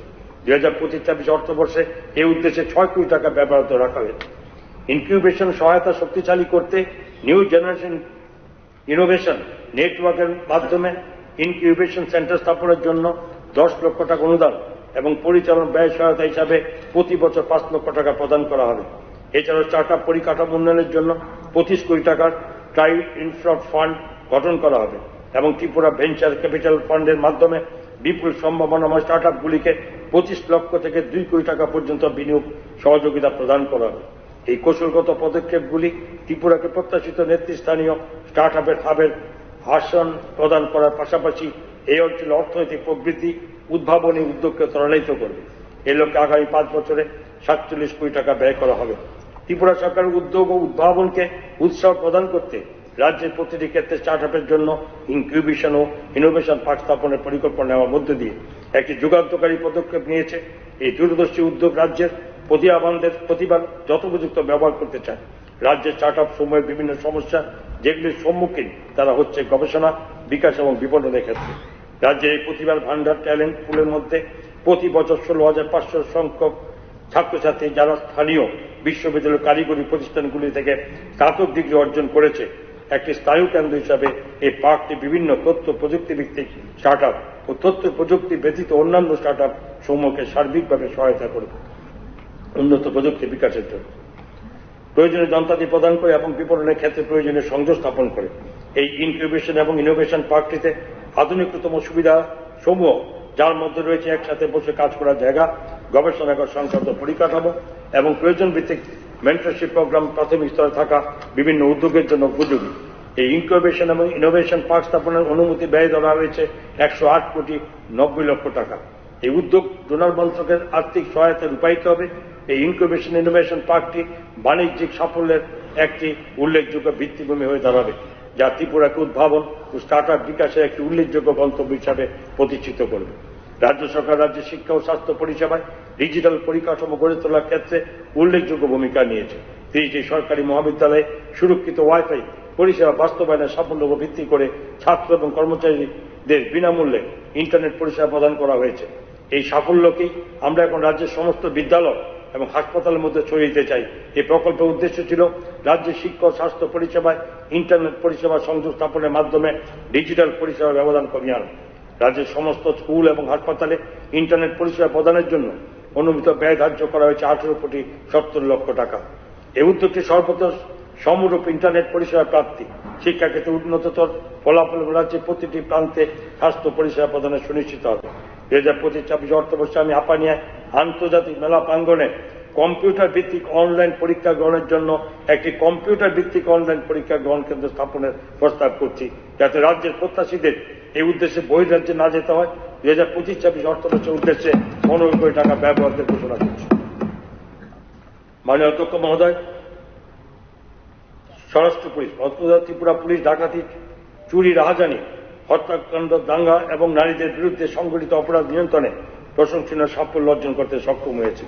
নতুন ফৌজদারি আইন যেমন ভারতীয় ন্যায় সংহিতা 2023, ভারতীয় সাক্ষ্য সংহিতা 2023, ভারতীয় নাগরিক সুরক্ষা সংহিতা 2023 ইত্যাদি আইন সমূহের কার্যকর বাস্তবায়নে রাজ্য সরকার পুলিশ আধিকারিকদের প্রশিক্ষণ প্রদান করেছে। আমাদের সরকার ডাইরেক্টরেট অফ প্রসিকিউশনের অধীনে ডিরেক্টর প্রসিকিউশন এবং অন্য 60টি জেলার জন্য ডেপুটি ডাইরেক্টর পদ সৃষ্টি করেছে। এছাড়া বিচার প্রক্রিয়া দ্রুত করার জন্য ডেপুটি ডাইরেক্টরের অফিসে 70টি বিভিন্ন দলের পদ সৃষ্টি করা হয়েছে। বিজ্ঞানসম্মত পদ্ধতিতে অপরাধের তদন্তের জন্য 5টি অত্যাধুনিক মোবাইল ফরেন্সিক ভেহিকেল ক্রয় করা হয়েছে। রাজ্যের ফরেন্সিক সায়েন্স ল্যাবরেটরিকে আধুনিক প্রযুক্তিগত সরঞ্জাম ক্রয় করার মাধ্যমে উন্নীত করা হয়েছে। লক্ষ্য করা যাচ্ছে যে প্রযুক্তি উন্নতির সাথে সাথে সমাজে নতুন ধরনের অপরাধের অভিযোগ আসছে। নতুন যুগের এই সমস্ত অপরাধের মধ্যে যেমন সামাজিক যোগাযোগ মাধ্যম জড়িত অপরাধ, বিদ্যুৎ জনিত অপরাধ, ক্রিপ্টোকারেন্সি সম্পর্কিত অপরাধ, মানব পাচার, ভয়েস অ্যানালিসিস ইত্যাদি মোকাবিলার জন্য রাজ্য সরকার নিউ এজ ক্রাইম ইউনিট গঠনের পরিকল্পনা গ্রহণ করেছে। আমাদের সরকার আইন শৃঙ্খলা রক্ষায় দায়িত্বপ্রাপ্ত পুলিশ অফিসার এবং কর্মীদের সহায়ক কাজের পরিবেশ সুনিশ্চিত করার উদ্দেশ্যে বিভিন্ন পুলিশ থানা পরিকাঠামো উন্নয়নের উদ্যোগ গ্রহণ করেছে। 2025-26 অর্থ বছরে পশ্চিম আগরতলা, পূর্ব আগরতলা, বিরুনিয়া, পাইকপাড়া, বাগপাশা ও মধুপুর পুলিশ স্টেশনে নতুন নতুন ভবন নির্মাণ করা হবে। পাশাপাশি ধর্মনগর পুলিশ স্টেশনে আবাসন নির্মাণের পরিকল্পনা হাতে নেওয়া হয়েছে। স্বরাষ্ট্র জেল, রাজ্য সরকার জুলাই 2024 ই মুলাকাত প্রোগ্রাম চালু করেছে, যা কারাবন্দীদের তাদের পরিবারবর্গের সাথে ভিডিও কনফারেন্সিং এর মাধ্যমে যুক্ত হতে সক্ষম করেছে। কেন্দ্রীয় সংশোধনাগারের কারাবন্দীদের জন্য আগস্ট 2024 একটি টেলিমেডিসিন ব্যবস্থা সম্পূর্ণভাবে চালু করা হয়েছে, যাতে তারা যথাসময়ে চিকিৎসা সংক্রান্ত পরামর্শ লাভ করতে পারে। এই উদ্দেশ্যে 2025-26 অর্থবর্ষে আমি পশ্চিম ত্রিপুরার একটি নতুন সাব জেল নির্মাণের প্রস্তাব রাখছি, যার অনুমিত ব্যয় ধার্য করেছে 20 কোটি টাকা। ধলাই জেলা আমবাসে একটি মডেল জেলা সংশোধনাগার নির্মাণ করা, এই কাজের জন্য প্রাথমিকভাবে 10 কোটি টাকা বরাদ্দ রাখা হয়েছে। অগ্নি নির্বাপক এবং আপৎকালীন পরিষেবা, মনুবাজার, দামচড়া, হম্পি, রেশাবাড়ি এবং ছামুড়িতে 5টি অগ্নি নির্বাপক কেন্দ্রের স্থায়ী ভবন নির্মাণের কাজ সম্পন্ন হয়েছে। 23,98,00,000 টাকা ব্যয়ে 53টি ওয়াটার টেন্ডার ক্রয় করা হয়েছে এবং তৎসঙ্গে বিশেষ অনুরোধ অর্থাৎ স্পেশাল কল পরিষেবা প্রদানের জন্য 20টি লাইট অপারেশনাল ভেহিকেল ক্রয় করা হয়েছে 2,75,00,000 টাকা ব্যয়ে। জিরানিয়া, মনুবনকল, গঙ্গানগর এবং বক্সনগরে 4টি নতুন অগ্নি নির্বাপক কেন্দ্র অর্থাৎ ফায়ার স্টেশন নির্মাণের কাজ চলছে। 2,18,00,000 টাকা ব্যয়ে বাজারঘাটস্থিত অগ্নি নির্বাপক পরিষেবা কেন্দ্র উন্নতিকরণ হবে। 2025-26 অর্থবর্ষে আনিবাজার, ইসলাম, করবুক, কিল্লা, শ্রীলঙ্কা, পরিক্রায়, টাকারজোলা, পেচারতল এবং তেলিয়ামোড়াস্থিত ফায়ার স্টেশনগুলিতে নতুন ভবন নির্মাণ করা হবে। তাছাড়া অমরপুর, ধর্মনগর, উদয়পুরে অগ্নি নির্বাপক কেন্দ্রগুলি এবং গোমতী জেলা উদয়পুরে ডিভিশনাল ফায়ার অফিসের পুনর্নির্বাচনের কাজ হাতে নেওয়া হবে। রাজস্ব, নিরবচ্ছিন্ন লেনদেন এবং যথাযথভাবে জমি চিহ্নিত করার লক্ষ্যে unique land parcel and identification নম্বর চালু করা হয়েছে, যার মাধ্যমে একটি উল্লেখযোগ্য সংস্কার সাধিত হয়েছে। 14 সংখ্যা বিশিষ্ট আলফা নিউমেরিক কোড 25,64,000 ভূমিখণ্ডকে প্রদান করার মাধ্যমে, যা রাজ্য সরকারের অন্যতম একটি সংস্থার উদ্যোগ। এই উদ্যোগের জন্য রাজ্যের directorate of land record and settlement গত 21 জানুয়ারি 2025 পূর্ণ রাজ্য দিবস উপলক্ষে chief minister civil service award পুরস্কার লাভ করেছে। রাজ্য সরকার সশরীরে কার্যালয়ে যাতায়াত ও কাগজপত্রের প্রয়োজনীয়তা কমানোর জন্য national generic document registration system এর আওতায় অনলাইনে জমি স্থাবর সম্পত্তি নিবন্ধন এবং নিবন্ধনের জন্য অনলাইনে অ্যাপয়েন্টমেন্ট বুকিং ব্যবস্থা চালু করেছে। নাগরিকরা যাতে তাদের জমি সংক্রান্ত লেনদেনের ইতিহাস জমি পরিষেবা পোর্টাল থেকে দেখে নিতে পারে, যা স্বচ্ছতা আনয়ন এবং বিবাদ বিতর্কের মীমাংসা সহায়ক হয়েছে। এছাড়াও জমি নিবন্ধনের তথ্যাদি ল্যান্ড রেকর্ডস পোর্টালে অটো ট্রিগারিং মাধ্যমে আনয়নের কাজটি সম্পন্ন হয়েছে। 2024-25 অর্থবর্ষে রাজ্য সরকার উদয়পুর মহকুমা অন্তত 400 বর্গ কিলোমিটার জমির উপর ড্রোন সমীক্ষা করেছে। বর্তমান রাজস্ব মানচিত্র আপডেট করার জন্য এই কাজটি সার্ভে অফ ইন্ডিয়ার সাথে মিলে যৌথভাবে সমন্বিত যোজনার আওতায় সম্পন্ন হয়েছে।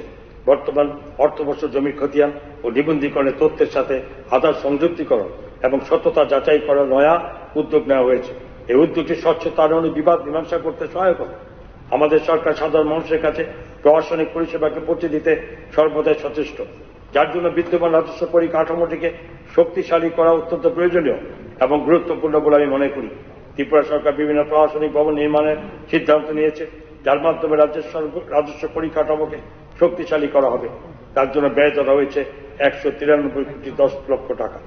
এর মধ্যে উত্তর দক্ষিণ 59 গোমতী জেলা 4টি নূতন জেলা শাসক কার্যালয় ভবন, সোনামুড়া, কুমারঘাট, কৈলাসহর, সাবরুম, উদয়পুর 5টি মহকুমা শাসক কার্যালয় ভবন, এডিএমও সমাহর্তা এবং এডিএমও সমাহর্তাদের জন্য 10টি আবাসিক কোয়ার্টার, মহকুমা শাসক 10টি আবাসিক কোয়ার্টার এবং 80টি তহসিল কার্যালয় নির্মাণের কাজ বিভিন্ন যোজনা আওতায় চলছে। 2024-25 অর্থবর্ষে আমবাসা সদর এখন বিশালগড় মহকুমায় 3টি মহকুমা শাসকের কার্যালয় ভবন, সিপাহী জেলা এবং কোয়াই জেলার 2টি সার্কিট হাউস নির্মাণ এবং পশ্চিম ত্রিপুরা জেলায় অতিথি নিবাস এবং guest house cum officer training centre, ADM, SDM, DCM কর্মচারীদের জন্য 172টি আবাসিক কোয়ার্ট নির্মাণের কাজ হাতে নেওয়া হয়েছে মেজর ওয়ার্কসের আওতায়। এই সমস্ত নির্মাণ কাজের সর্বমোট অনুমিত ব্যয় ধার্য করা হয়েছে 140,73,00,000 টাকা। 2025-26 অর্থবর্ষের জন্য যে নূতন প্রস্তাব সমূহ আছে সেসব প্রকল্পগুলি হল যথাক্রমে 5টি জেলা প্রশাসনিক প্রশিক্ষণ কেন্দ্র, 48টি রেভিনিউ সার্কেল, 224টি তহসিল কার্যালয়ের জন্য ইউওপি সংক্রান্ত পরিকাঠামোর বিকাশ ঘটানো, একটি সাইবার সিকিউরিটি তহসিল স্থাপন, স্যাটেলাইট নেটওয়ার্ক এবং HAM রেডিও ব্যবহারের মাধ্যমে বিকল্প এবং আপৎকালীন যোগাযোগ ব্যবস্থার বিকাশ, একটি বহুমুখী বিপর্যয় প্রতিরোধী আস্ত নির্মাণ, 240টি স্থানে স্বয়ংক্রিয় আবহাওয়া কেন্দ্র স্থাপনের জন্য পর্যায়ক্রমিকভাবে বাস্তবায়িত হবে। বিজ্ঞান, প্রযুক্তি ও পরিবেশ 2024 সালের 28 ফেব্রুয়ারি রাজ্যব্যাপী জাতীয় বিজ্ঞান দিবস পালন করা হয়েছে, যার বিষয়বস্তু ছিল বিকশিত ভারতের জন্য স্বদেশজাত প্রযুক্তি, যা ভারতের বিজ্ঞান ক্ষেত্রের উন্নতিতে স্থানীয়ভাবে বিকশিত উদ্ভাবনী শক্তির গুরুত্বকে তুলে ধরে। মানব কল্যাণের বিজ্ঞান প্রযুক্তি শীর্ষক বিষয়বস্তুর উপরে জেলা এবং রাজ্য স্তরে 150টি স্কুলে অংশগ্রহণের মাধ্যমে বিদ্যালয় বিজ্ঞান নাটক প্রতিযোগিতা 2024 আয়োজিত হয়েছে। 2024 সালের 10 নভেম্বর 8ম শ্রেণীর ছাত্রছাত্রীদের জন্য রাজ্যের 23টি মহকুমাতে জুনিয়র ম্যাথামেটিক্যাল অলিম্পিয়াডস আয়োজন করা হয়েছে। এই অলিম্পিয়াডে ত্রিপুরা রাজ্যের 5,000 ছাত্রছাত্রী অংশগ্রহণ করেছে। 2024 সালের জুন মাসের 27-28 তারিখে গুরুখাবস্থিত প্রজ্ঞা ভবনে রাষ্ট্রীয় উন্নতি বিজ্ঞান ও প্রযুক্তি এই বিষয়ের উপর 7টি স্টুডেন্টস প্রজেক্ট প্রোগ্রাম আয়োজিত হয়েছে। এতে রাজ্যের 21টি উচ্চ প্রযুক্তিমূলক শিক্ষা প্রতিষ্ঠানের 400 জনেরও বেশি ছাত্রছাত্রী এবং অধ্যাপকরা অংশগ্রহণ করেছেন। উদয়পুর বিজ্ঞান কেন্দ্রে ধূপকাঠি তৈরি, সুগন্ধি কোণ এবং বিভিন্ন উদ্ভিজ অবশেষ ও শুকিয়ে যাওয়া ফুল ইত্যাদি দিয়ে সুগন্ধি কোণ ও ধূপ তৈরি এবং জৈব বর্জ্য ব্যবহার করে বায়ো কম্পোস্ট তৈরির দক্ষতা বিকাশ প্রশিক্ষণ শিবিরের আয়োজন করা হয়েছে। এই প্রশিক্ষণ কর্মসূচিতে চাপানিয়া, মাতাবাড়ি এবং অমরপুর ব্লকের 105 জন মহিলা প্রশিক্ষণ লাভ করেছে। সুকান্ত একাডেমির আধুনিকীকরণের কাজ চলছে, তার মধ্যে রয়েছে বিজ্ঞান প্রদর্শনশালাগুলির পুনর্নির্মাণ এবং তার সঙ্গে একটি পরিবেশ বান্ধব উদ্যান তৈরি। এই কাজের জন্য 6 কোটি টাকা বরাদ্দ রাখা হয়েছে। এর মধ্যে 3 কোটি টাকা কেন্দ্রীয় সরকার অনুমোদন করেছে, অবশিষ্ট 3 কোটি টাকা রাজ্য সরকার বহন করে। ত্রিপুরা স্পেস অ্যাপ্লিকেশন সেন্টার কেন্দ্র রাজ্য সরকারের বিভিন্ন বিভাগের যেমন কৃষি, নগর পরিকল্পনা এবং বিপর্যয় পরিকল্পনা মোকাবেলা ব্যবস্থাপনা ইত্যাদি বিষয়টির উপর তৈরি বিভিন্ন প্রকল্পের বাস্তবায়ন করছে। উল্লেখযোগ্য উদ্যোগের মধ্যে রয়েছে ত্রিপুরা রাজ্যে 8টি পৌর সংস্থা, 10,000 স্কেল, HGM, ম্যাপ এবং GIS ভিত্তিক HVRA তা 5 কোটি টাকা ব্যয়ে ত্রিপুরা স্পেস অ্যাপ্লিকেশন সেন্টারের জন্য এক নূতন ভবন নির্মাণ করা হবে। রাজ্যের 172টি উচ্চ মাধ্যমিক বিদ্যালয়ের 17,000 ছাত্রছাত্রীকে ডিপার্টমেন্ট অব বায়োটেকনোলজি ন্যাচারাল রিসোর্সের অ্যাওয়ারনেস এর আওতায় নিয়ে আসা হয়েছে। 4টি মাশরুম হ্যামলেট স্থাপন করা হয়েছে। বাগমার বড় ভাইয়া এচআরডে একটি প্ল্যান্ট এচআর স্থাপন করা হয়েছে রাজ্যে প্রাপ্ত উদ্ভিজ জিন সম্পদের এক্স সিটু সংরক্ষণের জন্য এবং তার সাথে এখানে কয়েকটি ভার্মি কম্পোস্ট ইউনিট থাকছে। 2024-25 অর্থবর্ষে রাজ্যের বিভিন্ন জেলায় 6টি বায়ো ভিলেজ স্থাপন করা হয়েছে। 2024-25 অর্থবর্ষে 3টি মহাবিদ্যালয় ভিত্তিক জৈব প্রযুক্তি ক্লাব স্থাপন করা হয়েছে। বায়ো ভিলেজ 2 এর উদ্দেশ্যে হল পরিবেশ বান্ধব পুনর্নবীকরণযোগ্য ও অপুনর্নবীকরণযোগ্য বিভিন্ন অ্যাপ্লিকেশন মাধ্যমে বাস্তুতন্ত্রের পুনরুদ্ধার এবং আর্থসামাজিক বিকাশ। ত্রিপুরা রাজ্য দূষণ নিয়ন্ত্রণ পর্ষদ বিভিন্ন বর্জ্য ব্যবস্থাপনা সংক্রান্ত বিধির আওতায় স্থাপন ও পরিচালন শংসাপত্র প্রদানে সম্মতি জ্ঞাপন প্রক্রিয়া স্বচ্ছতা সুনিশ্চিতকরণের লক্ষ্যে online consent management and monitoring system চালু করেছে। ত্রিপুরা রাজ্য দূষণ নিয়ন্ত্রণ পর্ষদে বটতলাতে একটি real time continuous noise monitoring station স্থাপন করেছে এবং বটতলা ও সুকান্ত একাডেমিতে স্থাপন করা ডিসপ্লে বোর্ডগুলির মাধ্যমে রিয়েল টাইম নয়েজ কোয়ালিটি প্রদর্শনের ব্যবস্থা করা হয়েছে। বিদ্যালয়ের ছাত্রছাত্রীদের বিজ্ঞান ও প্রযুক্তি এবং উদ্ভাবনী ক্ষেত্রে গ্লোবাল স্কিল কারিকুলাম অনুযায়ী প্রশিক্ষণ প্রদান করা হবে। বাণিজ্যিক উদ্যোগ ভিত্তিক প্রশিক্ষণ দেওয়া হবে। বিজ্ঞানসম্মত মৌমাছি পালন ব্যবস্থাপনা এবং বিভিন্ন উদ্যানজাত ফসলের প্রক্রিয়াকরণ এবং মূল্য সংযোজনের উপর খুমলুঙের ত্রিপুরা উপজাতি এলাকা স্বশাসিত জেলা পরিষদের সদর দপ্তরে ত্রিপুরা দূষণ নিয়ন্ত্রণ পর্ষদের একটি হেল্প ডেস্ক স্থাপন করা হবে। 2025-26 অর্থবর্ষে 50টি টিএনএ ক্লাব, 4টি মাশরুম হ্যামলেট, 6টি বায়ো ভিলেজ এবং 4টি মহাবিদ্যালয় ভিত্তিক জৈব প্রযুক্তি ক্লাব স্থাপন করা হবে। আমি 5টি নূতন air quality monitoring station Khumlung, Ambassa, Dharmanagar, Kailashahar এবং কুমারঘাট ন্যাশনাল এয়ার মনিটরিং প্রোগ্রামের আওতায় স্থাপন করার প্রস্তাব করছি। ত্রিপুরা রাজ্য দূষণ নিয়ন্ত্রণ পর্ষদ কুমারঘাট উদয়পুরের জোনাল অফিস এবং ল্যাবরেটরি স্থাপন করবে। এই কাজে 10 কোটি টাকা ব্যয়িত হবে। শিল্প বাণিজ্য মাননীয় অধ্যক্ষ মহোদয়, রাজ্য সরকার গত 5 সেপ্টেম্বর 2024 তারিখে উদ্যোগে সমাগম 2024 বিজনেস রিফর্মস অ্যাকশন প্ল্যান 2022 বাস্তবায়নের 3টি বিভাগে টপ অ্যাচিভার অ্যাওয়ার্ড পুরস্কারে সম্মানিত হয়েছে। ভারত সরকারের অতি ক্ষুদ্র মাঝারি উদ্যোগে মন্ত্রকে সর্বমোট 65 কোটি 17 লক্ষ টাকা ব্যয়ে র্যাম্প অর্থাৎ রেইজিং অ্যান্ড অ্যাক্সেলারেটিং এমএসএমই পারফরমেন্সের আওতায় একটি প্রকল্প অনুমোদন করেছে, যা আগামী 3 বছর ধরে বাস্তবায়িত হবে। ত্রিপুরাতে র্যাম্প প্রোগ্রামের সূচনা করা হয়েছে 1 অক্টোবর 2024 তারিখে এবং সূচনা অনুষ্ঠানে সংশ্লিষ্টদের প্রকল্পের বিষয়ে অবগত করা এবং সচেতনতা সৃষ্টি করা হয়েছে। 25 থেকে 27 অক্টোবর 2024 তারিখে চিরাচরিত কারিগরদের নিয়ে রাজ্যভিত্তিক পিএম বিশ্বকর্মা বাণিজ্য মেলা ও প্রদর্শনী আয়োজিত হয়েছে।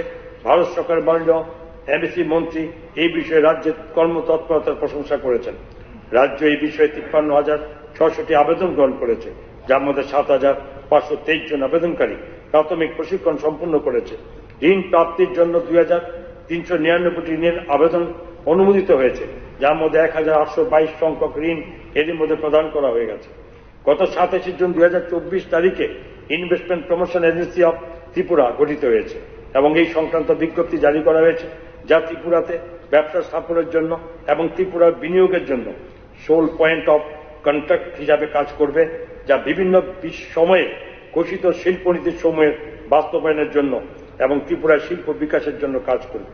রাবারের প্রক্রিয়াজাতকরণে বেসরকারি বিনিয়োগ আকৃষ্ট করার লক্ষ্যে শিল্প বাণিজ্য দপ্তরে সিআইআই এর সাথে মিলে ত্রিপুরা রাবার কনক্লেভ 2024 আয়োজিত করেছে। গত 23 সেপ্টেম্বর 2024 তারিখে 14 মার্চ 2024 তারিখে রাজ্যের প্রথম চা অ্যাকশন কেন্দ্রের ভিত্তিপ্রস্তর স্থাপন করা হয়েছে। সম্পন্ন হওয়ার পরে এটি উত্তর পূর্ব ভারতের তৃতীয় চা অ্যাকশন কেন্দ্র হিসাবে হবে। ত্রিপুরা চা বিকাশ নিগম প্রথমবারের মতো সম্পূর্ণ ব্যবহার উপযোগী চা এই অ্যাকশন মার্কেটে বিক্রি করতে পেরেছে, যার গড় মূল্য ছিল প্রতি কেজি 213 টাকা, যা এই কর্পোরেশনের জন্য সর্বোচ্চ প্রাপ্ত মূল্য ছিল। এই বৃহৎ অর্জন শুধুমাত্র টিটিডিসির অর্জন নয়, এই অর্জন সেই সব শত শত ক্ষুদ্র চা চাষিদের অর্জন, যারা টিটিডিসিকে চা পাতা সরবরাহ করে। একটি বিনিয়োগকারী বান্ধব ইন্ডাস্ট্রিয়াল ল্যান্ড অ্যালটমেন্ট পলিসি 2024 চালু করা হয়েছে। টিআইডিসি দ্বারা lease premium rent reform policy চালু করা হয়েছে, যার উদ্দেশ্য হল অব্যবহৃত বরাদ্দকৃত জমি সমূহকে স্বতঃস্ফূর্তভাবে সারেন্ডার করার প্রক্রিয়াকে ত্বরান্বিত করা। টিআইডিসিএল বিল্ডিং গাইডলাইন্স 2024 সালে চালু করা হয়েছে। ভবন সমূহের গঠনগত সুরক্ষার সাথে কোনো আপোষ না করেই যাতে জমির ফলপ্রসূ ব্যবহার এবং কাজের সুযোগ বৃদ্ধি করার কাজ করা যায়।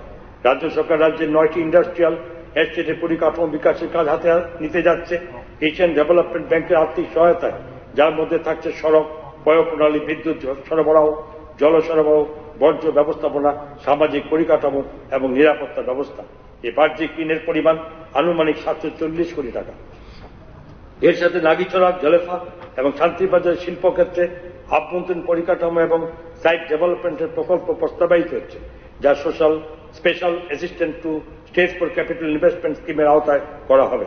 রাজ্য সরকার শিল্পের বিস্তারের জন্য সক্রিয়ভাবে জমি চিহ্নিতকরণে কাজ করছে, যাতে বেসরকারি বিনিয়োগ আকৃষ্ট করা যায়। শান্তিবাজারে 127.09 একর জমির উপর দ্বিতীয় রাবার পার্ক স্থাপনের পরিকল্পনা করা হয়েছে এবং খোয়াই জেলার 3টি পরিত্যক্ত জমি চিহ্নিত করা হয়েছে শিল্পায়নের জন্য, যার পরিমাণ হল 268.67 একর। এইসব ইন্ডাস্ট্রিয়াল এস্টেট স্থাপনের প্রাথমিক কাজ সম্পাদনের জন্য 15 কোটি টাকার বাজেট বরাদ্দ রাখা হয়েছে। বিনিয়োগকারীদের ক্রমবর্ধমান চাহিদা মেটাতে ভোজযোগনগর এবং আরকেনগরস্থিত ইন্ডাস্ট্রিয়াল এস্টেটের ভূমির পরিমাণ পরিবর্তনের প্রস্তাব রাখা হচ্ছে, যা করা হবে ভূমি অধিগ্রহণের মাধ্যমে। ইন্ডাস্ট্রিয়াল গ্রোথ সেন্টার সমূহের পার্শ্ববর্তী জোট জমি ও খাত জমি উদ্দেশ্য চিহ্নিত করা হয়েছে। এই উদ্দেশ্যে ত্রিপুরা শিল্প বিকাশ নিগম প্রস্তুতিমূলক কাজ শুরু করেছে। এই উদ্দেশ্যে 10 কোটি টাকার বাজেট বরাদ্দ রাখা হয়েছে। ত্রিপুরা ইন্ডাস্ট্রিয়াল ইনভেস্টমেন্ট পলিসি 2024 বিজ্ঞপ্তি গত 7 অক্টোবর তারিখে জারি করা হয়েছে। এই পলিসির উৎপাদন ও পরিষেবা ক্ষেত্রে বিকাশের উদ্দেশ্যে চিহ্নিত থ্রাস্ট সেক্টরগুলির উপর জোর দেয় এবং তার সাথে জোর দেয় টেকসই উন্নয়ন অর্থাৎ সাস্টেনেবল ডেভেলপমেন্টের উপর। আরও অধিক পরিমাণে বিনিয়োগের আকর্ষণ করার জন্য জানুয়ারি 2025 Tripura industrial investment promotion incentive স্কিমের বেশ কিছু অংশের সংশোধন আনা হয়েছে। শিল্প দপ্তর টাটা টেকনোলজি লিমিটেডের সহযোগিতায় 19 ইন্ডাস্ট্রিয়াল ট্রেনিং ইনস্টিটিউট অর্থাৎ ITI এর উন্নীতকরণ করেছে, যাতে এই প্রতিষ্ঠানসমূহ ইন্ডাস্ট্রি স্ট্যান্ডার্ডসের সাথে সমন্বিত হতে পারে এবং তার সাথে উদীয়মান প্রযুক্তির সমূহ অর্থাৎ এমার্জিং টেকনোলজি এবং কর্মসংস্থান যোগ্যতার মধ্যে যে দক্ষতা ঘাটতি ছিল, তা স্কিল গ্যাপ থেকে সেটি কমিয়ে আনতে পারে। দক্ষতা ও বিকাশ 2024 সালের অক্টোবর মাসে রাজ্য সরকার Tripura skill and entrepreneurship policy 2024 উন্মোচন করে। দক্ষতা বিকাশের লাইফ সাইকেল অ্যাপ্রোচ গ্রহণ করার মাধ্যমে এই নীতি ত্রিপুরাকে উত্তর পূর্বাঞ্চলের মধ্যে একটি দক্ষতা বিকাশের কেন্দ্র হিসাবে রূপান্তরিত করতে চায়। এই নীতি অন্তর্ভুক্তিকরণ, বিশেষ করে নারী, বিশেষভাবে সক্ষম আদিবাসী জনতার অন্তর্ভুক্তিকরণের উপর জোর দেয়।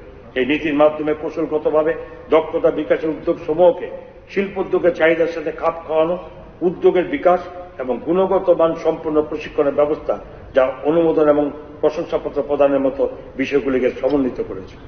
মুখ্যমন্ত্রী দক্ষতা উন্নয়ন প্রকল্পের আওতায় রাজ্য সরকার স্কিল উদয় টাংনাই 2025 চালু করেছে। এই কর্মসূচিতে বিনামূল্যে ত্রিপুরা যুব সমাজকে চাকরি সংক্রান্ত প্রশিক্ষণ দেওয়ার সুযোগ দিচ্ছে, যার ফলে রাজ্যের যুব সম্প্রদায়ের চাকরির বাজারে প্রবেশ করার গ্রহণযোগ্যতা অর্থাৎ বৃদ্ধি পায় এবং বাজারের চাহিদা অনুযায়ী কাজ করার সক্ষমতা অর্জিত করে। 2025-26 অর্থবর্ষে রাজ্য সরকার নতুনভাবে উঠে আসা ক্ষেত্রগুলি যেমন কৃত্রিম বুদ্ধিমত্তা, রোবোটিক্স, সাইবার নিরাপত্তা, পুনর্নবীকরণযোগ্য শক্তি এবং কৃষি প্রযুক্তির মতো বিষয়গুলির উপর নতুন পাঠ্যক্রম অর্থাৎ কোর্স চালু করার চেষ্টা করবে। রাজ্য সরকার চাকরিমুখী প্রশিক্ষণ সুনিশ্চিত করার লক্ষ্যে বেসরকারি শিল্পোদ্যোগ, MSME এবং বহুজাতিক কোম্পানির সাথে কোলাবোরেশন করবে। সৌরশক্তির ব্যবহার, বৈদ্যুতিক গাড়ির রক্ষণাবেক্ষণ এবং দীর্ঘমেয়াদী কৃষি জাতীয় বিষয়ের উপর বিশেষ কোর্স চালু করবে। দক্ষতা চাহিদা ও যোগানের মধ্যে যে ব্যবধান আছে সেটি কমিয়ে আনার জন্য CII, ফিকি এবং ন্যাসকমের মতো উল্লেখযোগ্য শিল্প বাণিজ্য প্রতিষ্ঠানের সাথে কোলাবোরেশন করা হবে। তথ্য সংস্কৃতি আমাদের সরকার রাজ্যে বিভিন্ন জনগোষ্ঠীর সমৃদ্ধ সাংস্কৃতিক ঐতিহ্যকে পুনরুজ্জীবিত করার পাশাপাশি তার সংরক্ষণ, বিকাশ, বিস্তারের লক্ষ্যে নিরন্তর প্রচেষ্টা জারি রেখেছে এবং সেই সাথে রাজ্য সরকারের বিভিন্ন উদ্যোগ সংক্রান্ত তথ্য সম্পর্কে মানুষকে অবগত করার জন্য ক্রমাগত চেষ্টা চালিয়ে যাচ্ছে। রাজ্যে মিশ্র সংস্কৃতির প্রচার এবং দেশের অন্যান্য রাজ্যের নাগরিকদের সাথে সৌভ্রাতৃত্ববোধ রক্ষা ও তার বিকাশের জন্য রাজ্য সরকার আসাম, রাজস্থান, পশ্চিমবঙ্গ, উত্তরপ্রদেশ ও নয়াদিল্লিতে সাংস্কৃতিক দল পাঠিয়েছে। সাংস্কৃতিক আদান প্রদান সুদৃঢ় করতে আমাদের সরকার উত্তরপ্রদেশ সরকারের সাথে একটি মৌ চুক্তি স্বাক্ষর করার উদ্যোগ নিয়েছে। রাজ্যের যুব সম্প্রদায়ের মধ্যে আধুনিক প্রযুক্তির ব্যবহার, দক্ষতা, প্রতিভা বিকাশের জন্য Tripura film and television institute of Satyajit Ray film and television ইনস্টিটিউটের যৌথ উদ্যোগে বিভিন্ন কোর্সে পড়ার সুযোগ রয়েছে। তথ্য সংস্কৃতি দপ্তরের উদ্যোগে রাজ্য সরকার বিভিন্ন নীতি ও উদ্যোগ সমেত তথ্যাদি প্রচার ও প্রসারের উদ্দেশ্যে নিয়মিত প্রেস বিজ্ঞপ্তি, ব্রিফিং দপ্তরের মাসিক ম্যাগাজিন প্রকাশ এবং বিভিন্ন প্রচার মাধ্যমে বিজ্ঞাপনে, সেই সাথে সামাজিক যোগাযোগ মাধ্যম অডিও ভিডিও কন্টেন্ট প্রদান করা হয়। তাছাড়া রাজ্যব্যাপী নানা স্থানে দপ্তর প্রতিস্থাপিত এলইডি স্ক্রিনে রাজ্য সরকারের নীতি ও উদ্যোগে বিভিন্ন তথ্যাদি নিয়মিতভাবে প্রচার করা হচ্ছে। আমি এই মহতী সভাকে আনন্দ জানাতে চাই যে নতুন দিল্লিতে 26শে জানুয়ারি উদযাপনের চিরায়ত শ্রদ্ধা চতুর্দশ দেবতা পূজা অর্থাৎ খাচ্ছি পূজার থিম সম্মিলিত ট্যাবলো প্রদর্শন করে দ্বিতীয় স্থান অধিকার করেছে। এই স্বীকৃতি রাজ্যের সমৃদ্ধ সাংস্কৃতিক ঐতিহ্যকে প্রতিফলিত করে। 31 জানুয়ারি 2025 পূর্ণ রাজ্য দিবস উদযাপন উপলক্ষে রাজ্যের বিভিন্ন ব্যক্তিত্বকে তাদের স্ব ক্ষেত্রে অসাধারণ অবদান রাখার জন্য স্টেট সিভিল অ্যাওয়ার্ড এবং স্টেটহুড ডে অ্যাওয়ার্ড প্রদান করা হয়। 2025 সালে রাজ্য সরকার রাজ্যের জন্য একটি নিজস্ব প্রতীক এবং লোগো গ্রহণ করেছে, যা রাজ্যের প্রত্যাশা ও সাংস্কৃতিক আত্মপরিচয়কে প্রতিফলিত করে। পর্যটন ক্ষেত্রে বিকাশের মাধ্যমে রাজ্য অর্থনৈতিক উন্নয়নের সম্ভাবনা খুব উজ্জ্বল। প্রাকৃতিক পরিবেশ বান্ধব ধান শ্রমে থাকার সুবিধা বাড়ানো এবং উন্নত করার জন্য ছবিমতে 10টি লগার নির্মাণ করা হয়েছে, সেগুলো অনতি বিলম্বে চালু করা হবে। এখন পর্যন্ত বিভিন্ন পর্যটন কেন্দ্রে 51টি লগ হাট নির্মিত হয়েছে। কমলপুরের সুরমাছড়ায় পর্যটন কাঠামো গড়ে তোলা হয়েছে, যা ত্রিপুরা মাননীয় মুখ্যমন্ত্রী 2024 সালের সেপ্টেম্বর মাসে উদ্বোধন করেছেন। 2024 সালে অক্টোবর মাসে মেলা করে নির্মহলে পর্যটন পরিকাঠামো উন্নত করা হয়েছে। আগরতলা কৃষ্ণনগর দিঘিতে লেজার এবং লাইট অ্যান্ড সাউন্ড শো ব্যবস্থা তৈরি করা হয়েছে এবং এটি 2024 সালের নভেম্বর মাসে চালু হয়েছে। 2024 সালের ডিসেম্বর থেকে নির্মল প্রাসাদে একটি লাইট অ্যান্ড সাউন্ড শো চালু করা হয়েছে। এটি উদয়পুরের মতো ত্রিপুরা সুন্দরী মন্দিরের উন্নয়ন কার্য সম্পন্ন হওয়ার পথে। 2024 সালে অনুষ্ঠিত পর্যটন গ্রাম প্রতিযোগিতা আগরতলা উপকণ্ঠে অবস্থিত লঙ্কামুড়ায় আলপনা গ্রাম অন্যতম শ্রেষ্ঠ পর্যটন গ্রামের স্বীকৃতি পেয়েছে। পরবর্তী সময় 2024 সালের 27 সেপ্টেম্বর ভারত সরকারের পর্যটন মন্ত্রকের তরফে গ্রামটিকে সম্বর্ধিত করা হয়। ভারত সরকারের অর্থ মন্ত্রকের আর্থিক অনুকূলে উদয়পুরে বন্দোয়ারে 51 শক্তিপীঠের প্রতিরূপ অর্থাৎ রেপ্লিকা স্থাপন করা হবে। এই কাজের জন্য 97 কোটি 68 লাখ অনুদান করা হয়েছে। আমি আপনাদের অবগত করতে চাই যে 2025 সালে জানুয়ারি থেকে জগন্নাথদিঘিতে ওয়াটার স্পোর্ট চালু করা হয়েছে। উজ্জ্বল পর্ষদের ভ্রমণকারী পর্যটকদের জন্য সারা দিনে বিভিন্ন বিনোদনমূলক কর্মকাণ্ড, জল ক্রীড়া যেমন jet ski, kayaking, water roller, paddle boat, shikara boat চালু করা হয়েছে। উদয়পুরে মহাদেব দিঘিতে পর্যটকদের আকর্ষণের জন্য সৌন্দর্যায়নের কাজ শুরু হয়েছে। কাজ সম্পন্ন হওয়ার পর জগন্নাথ দিঘির মতো বিভিন্ন রকম জলীয় ক্রীড়া শেখানো শুরু করা হবে। পরিবহন বিগত কয়েক বছর রাজ্যের পরিবহন ক্ষেত্রে উল্লেখযোগ্য পরিবর্তন সাহিত্য হয়েছে। আমি এই মহতী সভাকে জানাতে চাই যে সাম্প্রতিক রেল মন্ত্রক ধর্মনগর থেকে সাবরুম পর্যন্ত আসা যাওয়ার জন্য 2 জোড়া ট্রেন চালু করেছে। এছাড়াও সাবরুম থেকে আগরতলা পর্যন্ত রুটে একটি নতুন ট্রেন অনুমোদন হয়েছে। অমৃত ভারত প্রকল্পের আওতায় 4টি রেল স্টেশনের পুনর্বিকাশের জন্য কাজ চলছে। এই রেল স্টেশনগুলো হল আগরতলা, উদয়পুর, কুমারঘাট, ধর্মনগর। এই উদ্দেশ্যে 144 কোটি 60 লক্ষ টাকা অনুমোদিত হয়েছে। বর্তমান অর্থবর্ষে রাজ্যের পরিবহন ক্ষেত্রে মহিলাদের উৎসাহিত সশক্ত করার জন্য আইটিডিআর জিরানিয়াতে 37 জন মহিলা ড্রাইভারকে ড্রাইভিং এর প্রশিক্ষণ দেওয়া হয়েছে। ত্রিপুরা রাজ্যের যুব সম্প্রদায়ের মধ্যে সড়ক সুরক্ষা, সচেতনতা ও নেশাশক্তির কঠিন সমস্যা মোকাবিলা করার জন্য রাজ্য পরিবহন দপ্তর, খাদ্য সংবরণ ও ক্রেতা সুরক্ষা দপ্তর এবং উচ্চশিক্ষা দপ্তর একযোগে জাগৃতি অভিযান নামক কর্মসূচির সূচনা করেছে। সড়ক নির্মাণ ও নেশাশক্তি সম্পর্কে যুব সম্প্রদায়কে সচেতন করাই এই উদ্যোগের প্রধান লক্ষ্য। এই কর্মসূচির আওতায় 5400 জন কলেজ ছাত্রছাত্রীকে আনা হয়েছে। বিমান পরিবহনের ক্ষেত্রে মহারাজা বীর বিক্রম আন্তর্জাতিক বিমানবন্দর থেকে বহু নতুন বিমান পরিষেবা শুরু হয়েছে। মহারাজা বীর বিক্রম বিমানবন্দরের ঝুঁকিপূর্ণ আবহাওয়ায় বিমানের মসৃণ অবতরণ এবং উড্ডয়নের জন্য আইএলএস অর্থাৎ ইনস্ট্রুমেন্ট ল্যান্ডিং সিস্টেম চালু করা হয়েছে। উপরন্তু সমস্ত বিমান পরিষেবা প্রদানকারী সংস্থা সমূহের দ্বারা ডোমেস্টিক কার্গো পরিষেবাও চালু হয়েছে। রাজ্য সরকার বিমানবন্দর যাত্রীগণের সুবিধার্থে প্রিপেড ট্যাক্সি পরিষেবা চালু করেছে। আমি আপনার আনন্দের সাথে জানাচ্ছি যে কাস্টমার স্যাটিসফ্যাকশন সার্ভের দ্বারা 2024 সালে উত্তর পূর্বাঞ্চলের মধ্যে এমবিবি বিমানবন্দর শ্রেষ্ঠ বিমানবন্দর হিসেবে স্বীকৃতি লাভ করেছে। আমি আনন্দের সাথে আরো ঘোষণা করছি যে 2025 সাল জানুয়ারি মাসে এমবিবি বিমানবন্দর ভারতীয় বিমানপত্তন প্রাধিকরণ দ্বারা গ্রেড 3 শ্রেণী থেকে গ্রেড 2 শ্রেণীর বিমানবন্দরে উন্নীত হয়েছে। গৃহ এবং green rating for integrated habitat assessment council MBB বিমানবন্দরের নতুন টার্মিনাল বিল্ডিংকে 4 স্টার শ্রেণীর ভবন বলে স্বীকৃতি দিয়েছে। রাজ্য সরকার অনুমোদন পোর্টাল বলে একটি অনলাইন পোর্টাল চালু করেছে, যা একটি single window driver authorisation generation portal হিসাবে ড্রাইভারদের অথরাইজেশন প্রদান করতে সহায়তা করবে। এই পোর্টালটি ব্যবহার করে গাড়ির মালিকরা তাদের ড্রাইভারদেরকে অথরাইজেশন লেটার দিতে সক্ষম হবে। তাদের বাড়িতে বসে অথবা সিএসসি ও মোবাইল ফোন ব্যবহার করে, এবং তার জন্য নোটারি পাবলিক বা ম্যাজিস্ট্রেটের কাছে যাওয়ার প্রয়োজন পড়বে না। 2024-25 অর্থবর্ষে জিরানিয়া, গন্ডাতিসা, মেলাগড় এবং জুলাইবাড়িতে মোটরস্ট্যান্ড নির্মাণ কাজ হাতে নেওয়া হয়েছে। এগুলি ছাড়াও কৈলাসহর, তেলিয়াপুরা, বিশ্রামগড় ও শান্তিবাজার জেলা পরিবহন কার্যালয় নির্মাণের কাজ হাতে নেওয়া হয়েছে।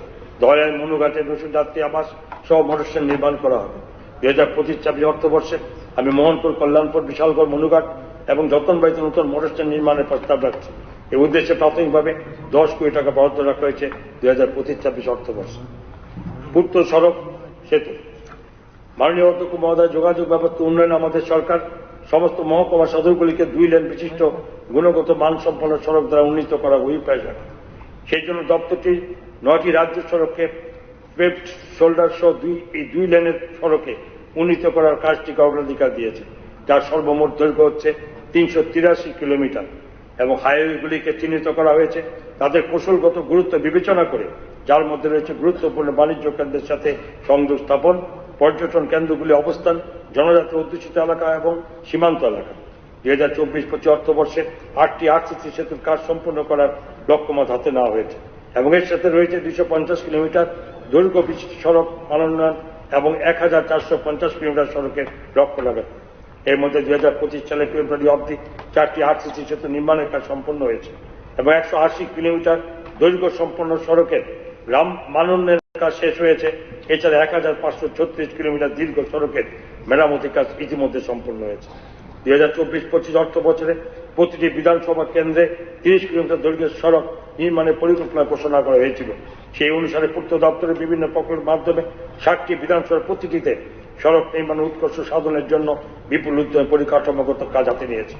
2025-26 অর্থ বছর নাগরিক গতিশীলতা উন্নয়ন ও যানজট নিরসনের লক্ষ্যে একাধিক উড়ালপথ নির্মাণের প্রস্তাব করছি। প্রথম পর্যায়ে 2টি উড়ালপুল নির্মাণ করা হবে। আগরতলা আদালত থেকে আইজিএম হাসপাতালে 2.17 কিলোমিটার দীর্ঘ ও 8.5 মিটার প্রশস্ত উড়ালপুল নির্মাণের পরিকল্পনা রয়েছে, যার জন্য আনুমানিক ব্যয় ধরা হয়েছে 492 কোটি টাকা। উদয়পুরে জগন্নাথ সমিতি কিলপাড়া পর্যন্ত 1.60 কিলোমিটার দীর্ঘ উড়ালপুল নির্মাণের পরিকল্পনা হাতে নেওয়া হয়েছে, যার আনুমানিক ব্যয় হবে 395 কোটি টাকা বলে ধার্য করা হয়েছে। 2025-26 অর্থ বছরে 5টি আরসিসি সেতু নির্মাণের কাজ সম্পন্ন করা হবে। পাশাপাশি 285 কিলোমিটার রাস্তা সংস্কার করা হবে এবং 1750 কিলোমিটার সড়কের রক্ষণাবেক্ষণে উদ্যোগ নেওয়া হবে। এছাড়া রাজ্য ও আঞ্চলিক পর্যায়ে বৃহৎ পরিসরে সভা, সেমিনার, সম্মেলন, বিনিয়োগ শীর্ষ সম্মেলন ইত্যাদির আয়োজনের জন্য যথোপযুক্ত স্থানে একটি কনভেনশন সেন্টার স্থাপনের প্রস্তাব করছি, যেখানে 5000 আসন বিশিষ্ট সভাকক্ষ থাকবে। পূর্ত জলসম্পদ।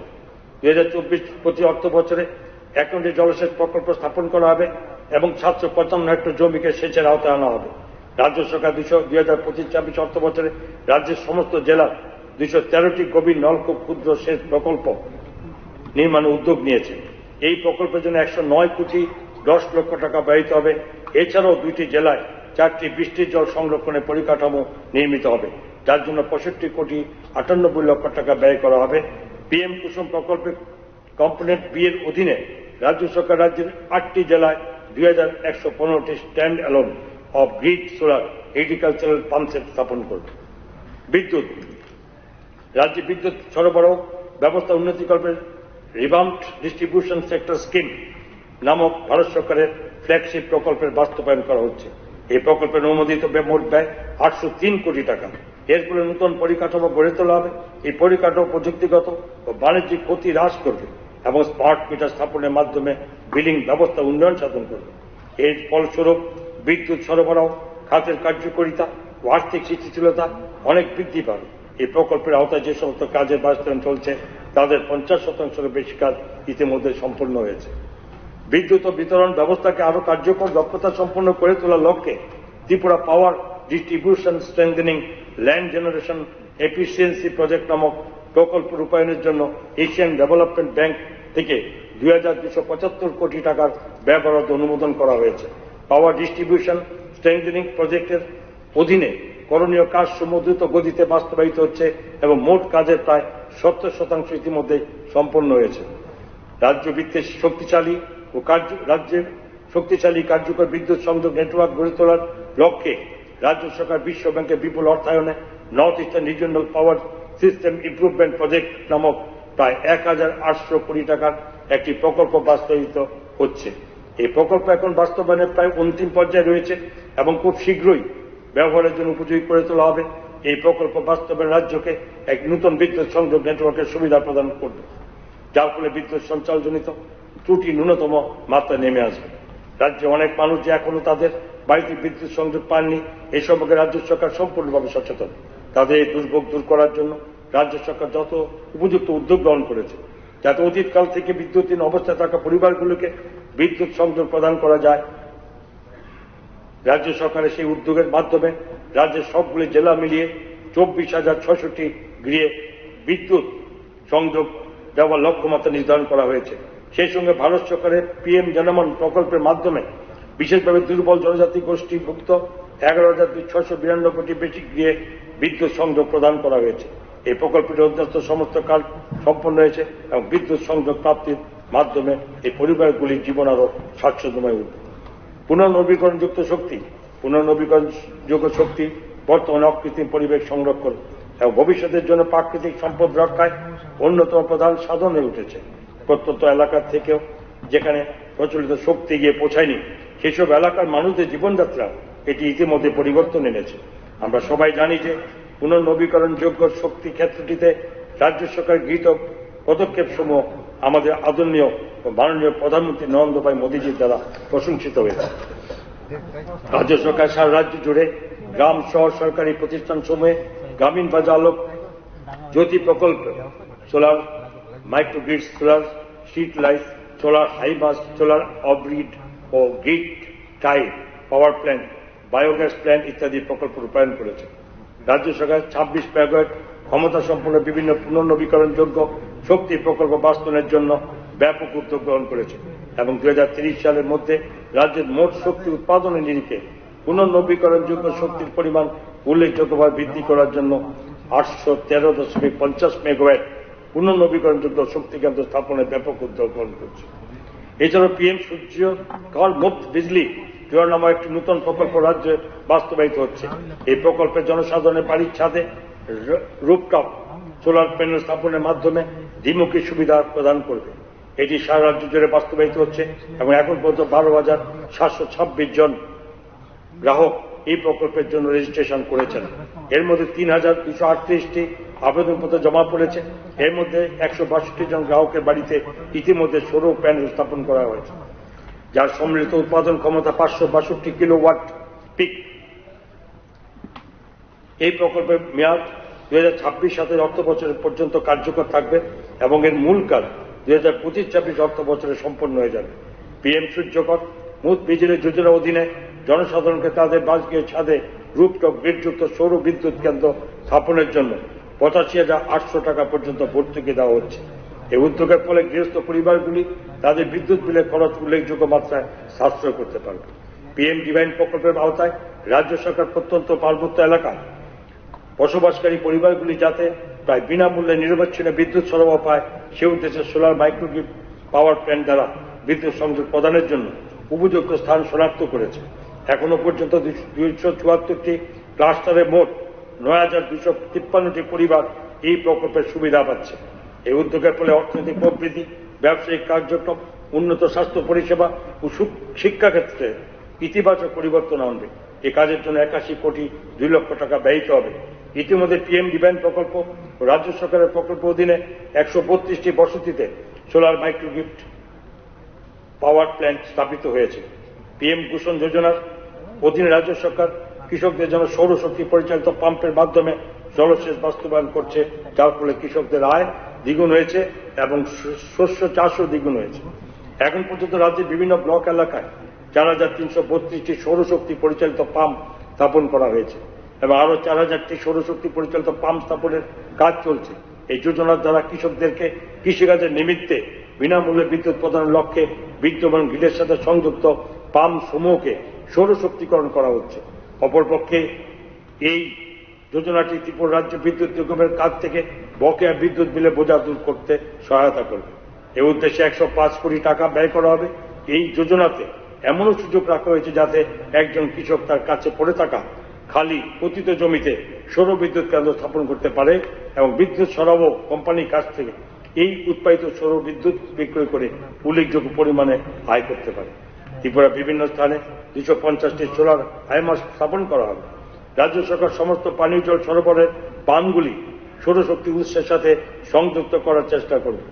আগরতলাতে এই পুনর্নবীকরণযোগ্য শক্তি পরিষেবা কেন্দ্র স্থাপন করা হবে, যার জন্য 25 কোটি টাকা ব্যয় ধার্য করা হয়েছে।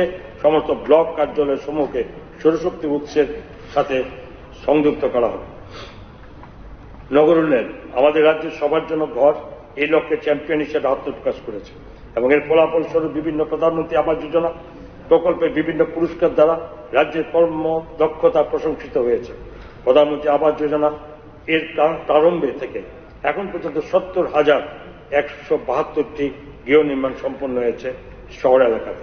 তার মধ্যে 2024-25 অর্থবর্ষে 4,267টি গৃহের নির্মাণ কাজ সম্পন্ন হয়েছে। স্বচ্ছ ভারত মিশনের আওতায় 23,823টি ব্যক্তিগত পারিবারিক শৌচাগার এবং 1,295টি গণশৌচাগার নির্মিত হয়েছে রাজ্যের 20টি পৌর এলাকায়। 13টি লিগ্যাসি ডাম্প সাইট চিহ্নিতকরণ করা হয়েছে রাজ্যে 13টি পৌরসংস্থার জন্য। 16টি কঠিন বর্জ্য প্রক্রিয়াকরণ সুবিধা কেন্দ্র চালু করা হয়েছে।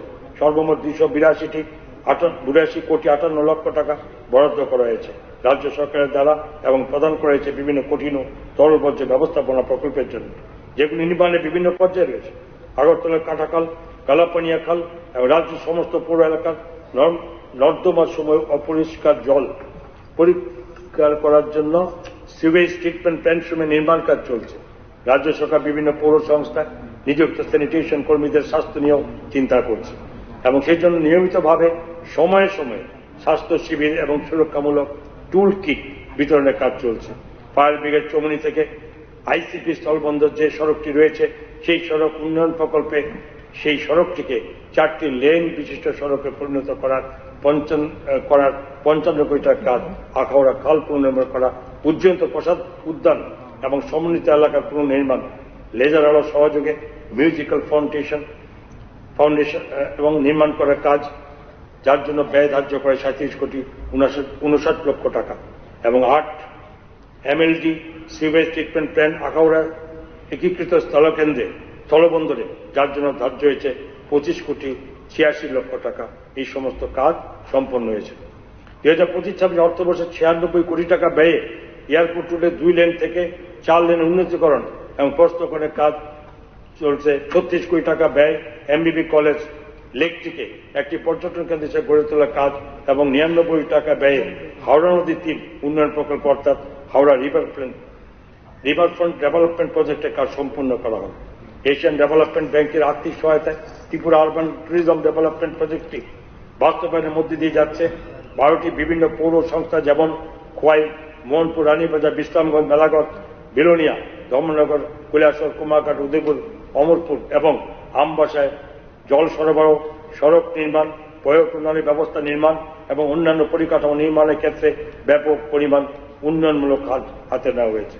বর্তমানে 330 কোটি 16 লক্ষ টাকা মূল্যের প্রকল্প নির্মাণাধীন রয়েছে, যা আগামী 2 বছরে সম্পূর্ণ করা হবে। আমি আনন্দের সাথে আপনাদের অবগত করতে চাই যে আমাদের সরকার সাধ্যের মতো ঘর নীতি অর্থাৎ অ্যাফোর্ডেবল হাউজিং পলিসি ঘোষণা করেছে, যার উদ্দেশ্য হল সাধ্যের মতো গৃহ নির্মাণের একটি সহায়ক পরিবেশ গড়ে তোলা, ভূমি ব্যবহারে উৎসাহ প্রদান করা এবং আর্থিক সহায়তা এবং পরিকাঠামো উন্নয়নে পরিকল্পনা করা, যা একটি বহুমুখী নির্দেশনা সূচিত করে। এছাড়া আমরা Tripura land pooling and plot reconstitution policy ঘোষণা করেছে, যার উদ্দেশ্য হল বর্ধিত পৌর এলাকাসমূহতে পৌর উন্নয়ন পরিকল্পিত নগর উন্নয়ন কাজ সম্ভব করে তোলা। উপনগরী স্যাটেলাইট টাউনশিপের স্কিমের আওতায় আগরতলা, উদয়পুর এবং ধর্মনগরে 3টি উপনগরী স্থাপন লক্ষ্যমাত্রা নির্ধারণ করা হয়েছে, যা দিয়ে পরিকল্পিত উপায়ে নগর উন্নয়ন সম্ভব। সমবায় আন্দোলনকে আরো জোরদার করতে রাজ্য সরকার রেজিস্টার কোঅপারেশন অফিস, ত্রিপুরা কৃষি সমবায় এবং গ্রামোন্নয়ন ব্যাংক এবং প্রাথমিক কৃষি সমবায় সমিতিগুলির কম্পিউটারাইজেশনের কাজ শুরু করেছে। রাজ্য সরকার ক্রেডিট সমবায়, উপভোক্তা সমবায় এবং ভান্ডার বিপণন প্রক্রিয়াকরণ সমবায় সমিতি সমূহের পুনঃ উন্নয়নের জন্য পদক্ষেপ নেবে। সরকার পোর্টালের মাধ্যমে ইজ এবং ডুইং বিজনেসের অধীনে ত্রিপুরা কোঅপারেটিভ সোসাইটি অ্যাক্ট 1974 অনুযায়ী সমবায় সমিতি সমূহের নিবন্ধীকরণের কাজ অনলাইন মোডে করা হচ্ছে। এখন পর্যন্ত এই পোর্টালটির মাধ্যমে 614টি সমবায় সমিতি নিবন্ধন করা হয়েছে। তার মধ্যে 28টি কৃষি উৎপাদী সংস্থা অর্থাৎ এফপিও নিবন্ধন করা হয়েছে। ত্রিপুরা সমবায় সমিতির পঞ্চম সংশোধনী 2025 পেশ করা হয়েছে, যাতে করে ইজ অফ ডুইং বিজনেসের অর্থাৎ ব্যবসার কাজ আরো সহজ করা যায়। এবং সেই জন্য বিলের মাধ্যমে ত্রিপুরা সমবায় সমিতি 1974 বিধিবদ্ধ প্রক্রিয়া সমূহকে সরলীকরণ, ডিজিটাইজেশন এবং ডিক্রিমিনালাইজেশনের বন্দোবস্ত করা হয়েছে। এছাড়া society registration and Tripura amendment bill 2025 এই বিলটিও পেশ করা হয়েছে, যাতে করে সমিতি নিবন্ধনের জন্য 1860 সালের মূল আইনটিতে নতুন ধারা ও বিধান সংশোধিত করে আইনটিকে সংশোধিত করা যায় এবং সমিতি সমূহের যথাযথ পর্যবেক্ষণ তত্ত্বাবধান সুনিশ্চিত করে। আইন রাজ্য সরকার সমস্ত রকমের আইনি পরিকাঠামো উন্নয়নের কাজ শুরু করেছে। 2024-25 অর্থবর্ষে বিশ্রামগঞ্জ আদালত নির্মাণ, খোয়াই আদালত ভবনের ভার্টিক্যাল এক্সটেনশন, কৈলাসহরে আদালত ভবন নির্মাণ, আগরতলায় আদালত নির্মাণ, খোয়াই, ধর্মনগর, সাবরুম, উদয়পুর, অমরপুর এবং কৈলাসহরের জুডিশিয়াল অফিসারদের জন্য সরকারি আবাসন নির্মাণের কাজ হাতে নেওয়া হয়েছে। 2024-25 অর্থবর্ষে 1110টি আইনি সচেতনতা শিবির আয়োজিত হয়েছে ত্রিপুরা আইন পরিষেবা কর্তৃপক্ষের দ্বারা, যাতে সর্বমোট 1,29,358 জন অংশগ্রহণ করেছেন। লোক আদালতের মাধ্যমে 42,910টি মামলা নিষ্পত্তি হয়েছে। 2025-26 অর্থবর্ষে কাঞ্চনপুর, জম্পুইজলা, কর্মগাঁও, বিলোনিয়া নতুন আদালত ভবন নির্মাণের কাজ হাতে নেওয়া হবে। কর্মনিয়োগ, কর্মবিনিয়োগ ও জনশক্তি পরিকল্পনা 2024-25 অর্থবর্ষে ন্যাশনাল ক্যারিয়ার সার্ভিস প্রজেক্টের অধীনে বেসরকারি ক্ষেত্রে চাকরি প্রত্যাশীদের নিয়োগের জন্য 19টি জব ফেয়ার ও রিক্রুটমেন্ট ড্রাইভ দপ্তরের পক্ষ থেকে আয়োজিত হয়েছে, যাতে 1035টি শূন্য পদের জন্য 2,871 জন প্রার্থী অংশগ্রহণ করেছিলেন এবং 305 জন নিযুক্তি পেয়েছেন। এছাড়াও 10টি ভোকেশনাল গাইডেন্স প্রোগ্রামও সম্পূর্ণ হয়েছে, যেগুলিতে 273 জন প্রার্থী অংশগ্রহণ করেছেন। 2024-25 অর্থবর্ষে বিভিন্ন বিদ্যালয় ও মহাবিদ্যালয়ে 82টি ক্যারিয়ার কাউন্সেলিং প্রোগ্রামে আয়োজিত হয়, যেগুলিতে 12,009 জন শিক্ষার্থী চাকরি প্রত্যাশী অংশগ্রহণ করেছেন। একই সময়ে একটি ক্যারিয়ার এক্সিবিশন প্রোগ্রাম অনুষ্ঠিত হয়েছে, যেখানে 200 জন শিক্ষার্থী অংশগ্রহণ করেছেন। এই অর্থবর্ষে রাজ্যে বিভিন্ন বিদ্যালয় ও মহাবিদ্যালয়ে অগ্নিবীর প্রকল্পের জন্য 28টি ক্যারিয়ার অ্যাওয়ারনেস প্রোগ্রাম অনুষ্ঠিত হয়েছে এবং মোট 3,763 জন শিক্ষার্থী চাকরি প্রত্যাশী অংশগ্রহন করেছেন। 2024-25 অর্থবর্ষে ত্রিপুরাতে 15 বছর তদূর্ধ্ব ব্যক্তিদের শ্রমবাজারে অংশগ্রহণের হার অর্থাৎ LFPR গ্রামাঞ্চলে 63.70% এবং শহরাঞ্চলে 52%, যা শ্রমবাজারের কর্মক্ষম জনসংখ্যার সক্রিয় নিযুক্তি সূচিত করে। ভারত সরকারের পরিসংখ্যান এবং প্রকল্প বাস্তবায়ন মন্ত্রকের পিরিয়ডিক লেবার ফোর্স সার্ভে ত্রিপুরাতে বেকারত্বের হারের উল্লেখযোগ্য হ্রাস প্রতিফলিত করে। 2023-24 অর্থবর্ষে রাজ্যে বেকারত্বের হার ছিল মাত্র 1.7%, যা জাতীয় বেকারত্বের অনুপাত অর্থাৎ 3.2% চাইতে অনেকটাই কম। এই তথ্য 2018-19 সালে থাকা 10% বেকারত্বের হার থেকে উল্লেখযোগ্য উন্নতিকেই নির্দেশ করে। 2025-26 অর্থবর্ষ career counselling programme, vocational guidance programme এবং ক্যারিয়ার অ্যাওয়ারনেস প্রোগ্রাম সমূহ ধারাবাহিকভাবে আয়োজন করা হবে। একটি ইন্টিগ্রেটেড এমপ্লয়মেন্ট পোর্টাল গঠন করা হবে। সুশাসন 2024-25 অর্থবর্ষে একটি প্রাইভেট পাবলিক পার্টনারশিপ সেল তৈরি করা হয় রাজ্যে, যাতে ভারত সরকারের অর্থমন্ত্রক অধীনস্থ অর্থনৈতিক বিষয়াদি দপ্তরের India infrastructure project development fund এর মাধ্যমে পিপিপি প্রকল্প সমূহ সহজতরভাবে বাস্তবায়ন করা যায়। এই পিপিপি সেল বিভিন্ন দপ্তরকে 26টি প্রস্তাবে মূল্যায়ন করেছে, যার মধ্যে 5টি প্রস্তাবের ক্ষেত্রে ফিজিবিলিটি রিপোর্ট জমা পড়েছে এবং একটি প্রকল্পের জন্য বরাদ আহ্বান করা হয়েছে। এই দপ্তর record retention and disposal policy 2023 আনয়ন করেছে। এই নীতি বিভিন্ন নথি ও খতিয়ানের রক্ষণাবেক্ষণের ক্ষেত্রে এবং যে সমস্ত বিধানের ব্যবস্থা করেছে আর যে সমস্ত নথি ইত্যাদি তার সংরক্ষণের জন্য প্রয়োজনীয় নয় সেগুলির বন্দোবস্ত করা যাতে করে দাপ্তরিক কাজকর্ম সুচারুভাবে পরিচালনা করা যায়। গত 2024 সালের জুন মাসে রাজ্য সরকার public asset management and cleanliness policy প্রণয়ন করেছে, যা সরকার সম্পদের নিয়মিত পরিদর্শন, রক্ষণাবেক্ষণ, পরিচ্ছন্নতা বজায় রাখা, সরকারি সম্পদ ব্যবস্থাপনা, কর্মকুশলতা, সম্পদের স্থায়িত্ব, সম্পদের পরিচ্ছন্নতা এবং ব্যবস্থাপনার প্রচেষ্টায় জনসচেতনতা বৃদ্ধি ও তাদের অংশগ্রহণ এবং তৎসঙ্গে রাজ্যের নাগরিকবৃন্দের সামনে উত্তম রূপে রক্ষিত সরকারি সম্পদসমূহের দ্বারা সমরূপভাবে উন্মুক্ত রাখা ইত্যাদি বিষয়ে নির্দেশিকা প্রণয়নের ব্যবস্থা করেছে। রাজ্য সরকার রাষ্ট্রীয় আইন বিশ্ববিদ্যালয়, ত্রিপুরার সহায়তা বিভিন্ন দপ্তর, বিধিবদ্ধ প্রতিষ্ঠান, বিভিন্ন নিয়ন্ত্রক প্রতিষ্ঠান সম্বন্ধীয় আইন, বিধি এবং নাগরিক ইন্টারফেস ইত্যাদি পর্যালোচনা করবে এবং সেই সব বিধি ব্যবস্থাকে চিহ্নিত করবে, যার জন্য স্বল্প অপরাধে কারাদণ্ডে, উচ্চ মূল্যের জরিমানা, শাস্তি এবং ইজ অব লিভিং এবং ইজ অব ডুইং বিজনেসের স্বার্থে এবং কমপ্লায়েন্স বার্ডেন কমাতে এবং অপ্রয়োজনীয় সমন্বয়ের সাথে অপ্রাসঙ্গিক হয়ে পড়া আইন ও বিধি চিহ্নিতকরণ করে সেই সব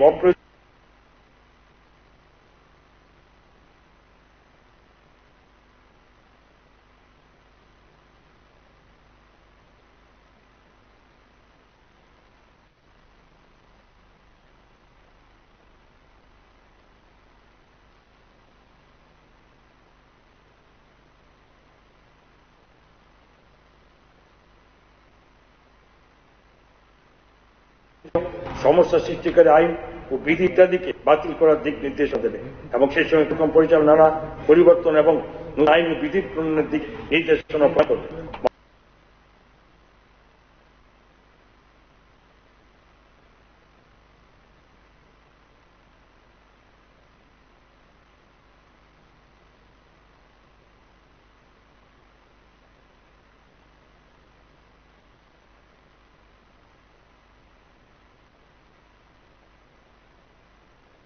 মুখ্যমন্ত্রী মহোদয় সুশাসন দিবসের প্রথম বর্ষপূর্তিতে এই উপলক্ষে একটি প্রতিবেদন প্রকাশ করেছেন। Tripura institute of for transformation নীতি আয়োগের স্টেট সাপোর্ট মিশন অনুযায়ী ইন্ডিয়ান ইনস্টিটিউট অব ম্যানেজমেন্ট কলকাতাকে অন্যতম নলেজ পার্টনার হিসাবে সাথী করেছে এবং এই মর্মে একটি মৌ স্বাক্ষর করেছে। IIM কলকাতায় সহায়তায় TIFT ত্রিপুরাতে বিভিন্ন নিশ ইন্ডাস্ট্রি স্থাপনের সম্ভাব্যতা খতিয়ে দেখার উদ্যোগ নিয়েছে এবং সেই সঙ্গে একটি স্কিল গ্যাপ অ্যানালাইসিস করার অভিপ্রায় রাখছে, যা রাজ্যের বেসরকারি বিনিয়োগ আকৃষ্টকরণের ক্ষেত্রে নীতিগত স্তরে হস্তক্ষেপের সহায়তা করবে, যা রাজ্যের যুব সম্প্রদায়ের জন্য কাজের সুযোগ সৃষ্টি করবে। TIFT প্রতিষ্ঠানটি Indian statistical institute of Kolkata এর সাথে একটি মৌ স্বাক্ষর করেছে। নীতি আয়োগের সাপোর্ট মিশন অনুযায়ী তারই ISA কলকাতার সহায়তায় একটি জেলা সুশাসন সূচক অর্থাৎ ডিস্ট্রিক্ট গুড গভর্নেন্স ইন্ডেক্স নির্মাণের উপরে কাজ করছে, যার মাধ্যমে সমস্ত মাঠ পর্যায়ক্রমে প্রশাসনিক ইউনিট সমূহের সমস্ত কর্মকাণ্ডের তত্ত্বাবধান সহজতর করার জন্য একটি রূপরেখা দেবে, যা সুস্পষ্টভাবে সংজ্ঞায়িত কি পারফরমেন্স ইন্ডিকেটর সমূহের উপর ভিত্তি করে তৈরি করা হবে। TIFT 2025-26 অর্থবর্ষে অষ্টম থেকে দ্বাদশ শ্রেণীতে অধ্যয়নরত ছাত্রছাত্রীদের জন্য স্মার্ট স্কাউটস নামের একটি অনুষ্ঠানের আয়োজন করবে, যা যুব সম্প্রদায়ের মধ্যে বাণিজ্যিক উদ্যোগে স্পৃহা তৈরি করার জন্য একটি কর্মোচ্ছল পরিবেশ সৃষ্টি করবে। এই কার্যক্রমটি আগামী প্রজন্মের উদ্ভাবক বাণিজ্য ক্ষেত্রে নেতৃত্বদানকারীদের অনুপ্রাণিত করার জন্য একটি ভিত্তিভূমি প্রদান করার অভিপ্রায় রাখে। এই উদ্যোগটি রাজ্যে একটি শিল্পোদ্যোগমুখী সংস্কৃতি তৈরি করার জন্য বদ্ধপরিকর, যা এই অঞ্চলের অর্থনৈতিক উন্নতিতে উল্লেখযোগ্য অবদান দেবে। এই আয়োজনটির মূল ধারণাটি হল ক্যাচ দ্য ইয়াং। TIFT টক্স এই কার্যক্রমের দ্বিতীয় সংস্করণ সুশাসন, উদ্ভাবন ও প্রযুক্তির ক্ষেত্রে এই যে বেস্ট প্র্যাকটিসগুলি হয়েছে সেগুলির উপর আলোকপাত করা হবে এবং বিভিন্ন ক্ষেত্রে তাদের স্বাক্ষর রাখতে সক্ষম হয়েছে। সাধারণ প্রশাসন, কর্মীয় প্রশিক্ষণ।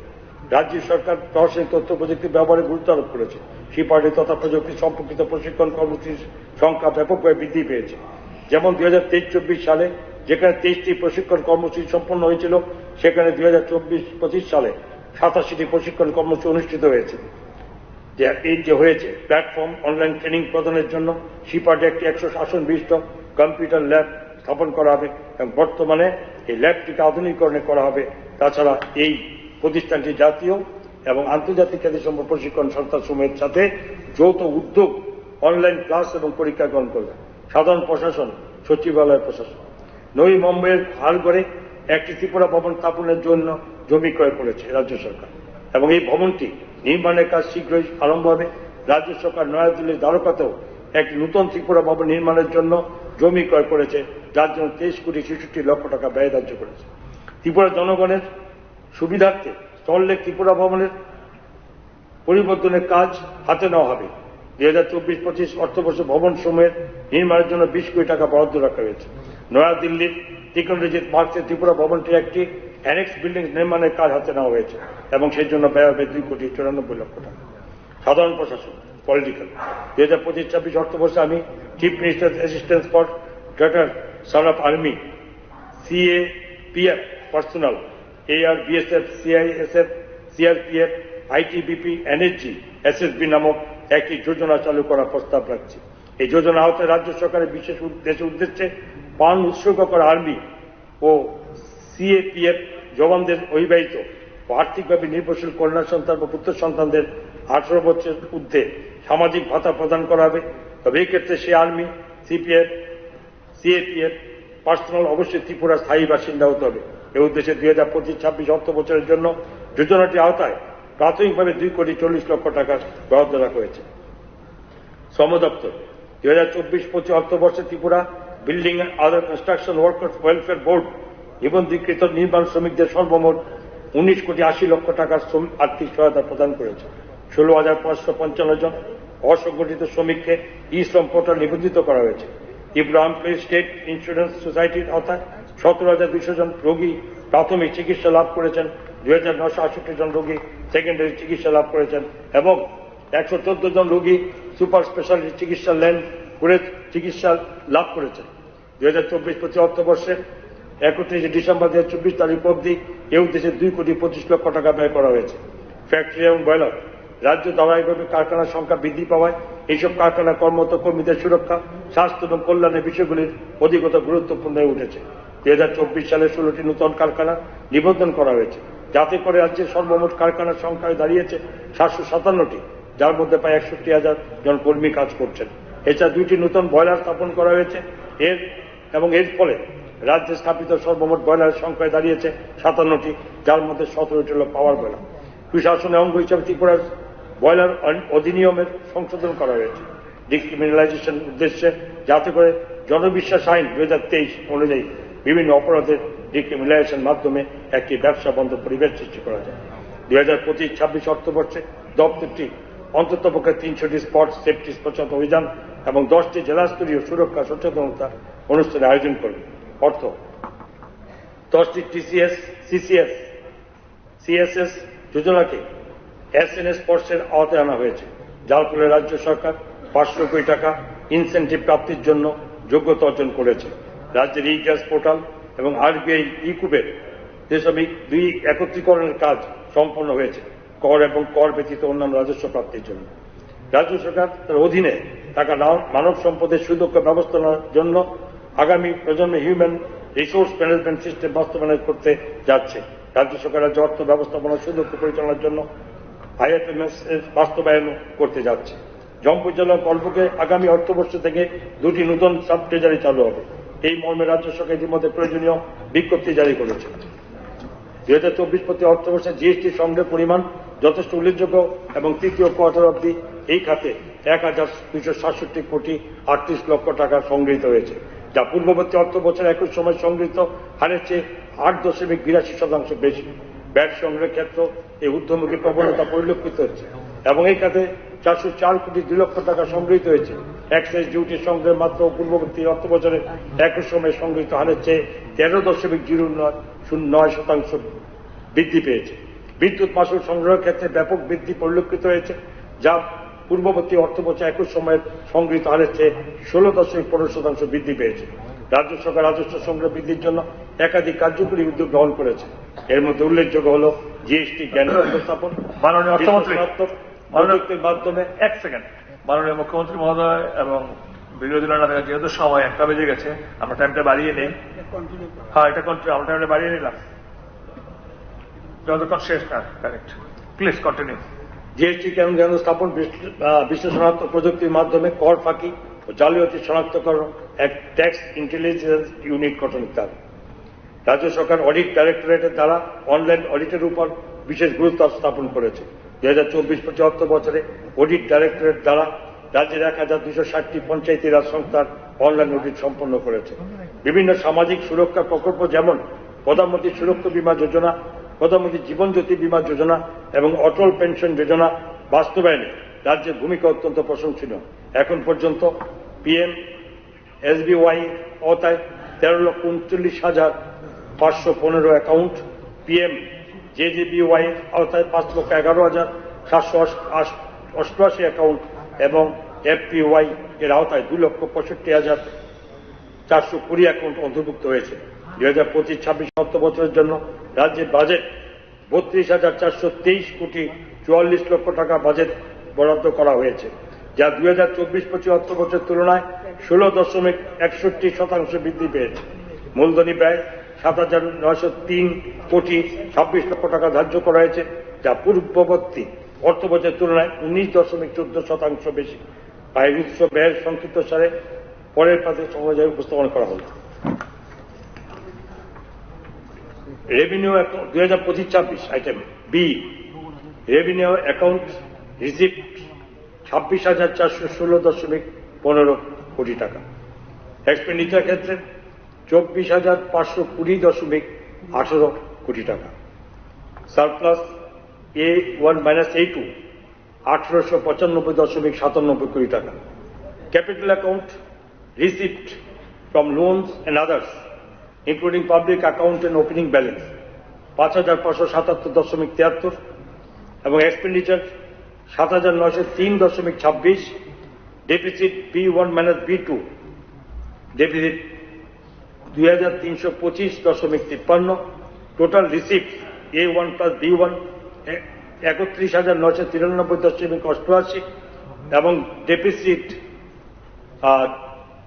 Total expenditure A+B2 32,423.44।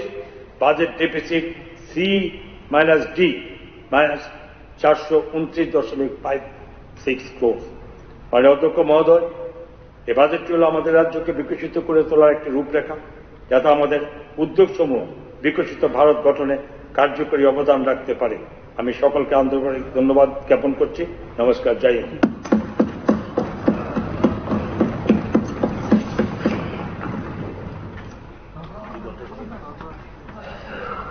মাননীয় অধ্যক্ষ মহোদয়, প্লিজ বলুন। আমি একটা ঘোষণা দিতে চাই এখানে আজকের এই বাজেট অধিবেশনে। এতক্ষণ তো আমরা শুনলাম আমাদের মাননীয় অর্থমন্ত্রী বিশদভাবে এখানে বাজেট পেশ করেছেন। তো এর সাথে আমি একটা ঘোষণা দিতে চাই, বিশেষ করে আমাদের ত্রিপুরা সরকারের যারা কর্মচারী এবং পেনশনাররা যারা এখানে আছেন, সকল কর্মচারীদের জন্য ত্রিপুরা সরকারের আমরা অতিরিক্ত মহার্ঘ ভাতা ডিয়ারনেস অ্যালাউন্স 3% বৃদ্ধির আমি ঘোষণা করছি। পাশাপাশি যারা পেনশনার যারা রয়েছেন তাদেরকেও আমি 3% ডিয়ারনেস রিলিফ সেটাও ঘোষণা করছি। তাতে করে বর্তমানে আমাদের 30% থেকে বৃদ্ধি পেয়ে সেটা 33% হবে এবং এটার এফেক্ট হবে এই 1 এপ্রিল 2025 থেকে। এতে করে এই বাবদ আমাদের প্রায় 300 কোটি টাকার ব্যয় আমাদের বহন করতে হবে। ধন্যবাদ।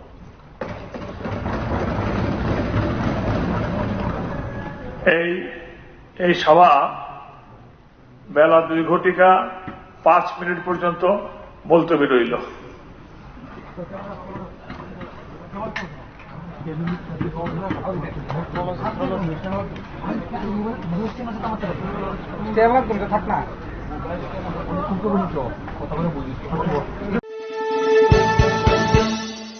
আপনি দেখছেন নিউজ নাও, আমরা জানি কোনটা খবর।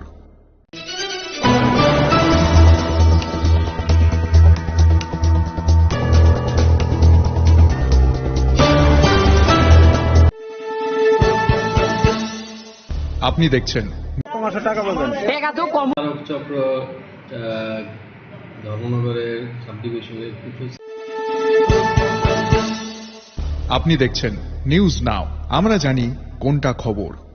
Narayana super speciality hospital Guwahati উন্নত স্বাস্থ্য পরিষেবার সঙ্গে আপনাকে দিচ্ছে cardio science, neuro science, chemotherapy, surgical oncology, pain medicines, orthopaedics এবং joint replacement, gastro service, general surgery, nephrology, urology, dialysis, kidney transplant, general medicine, pulmonology, ENT, paediatrics. বিশদে জানতে ফোন করুন 8811 888 1800 এই নম্বরে।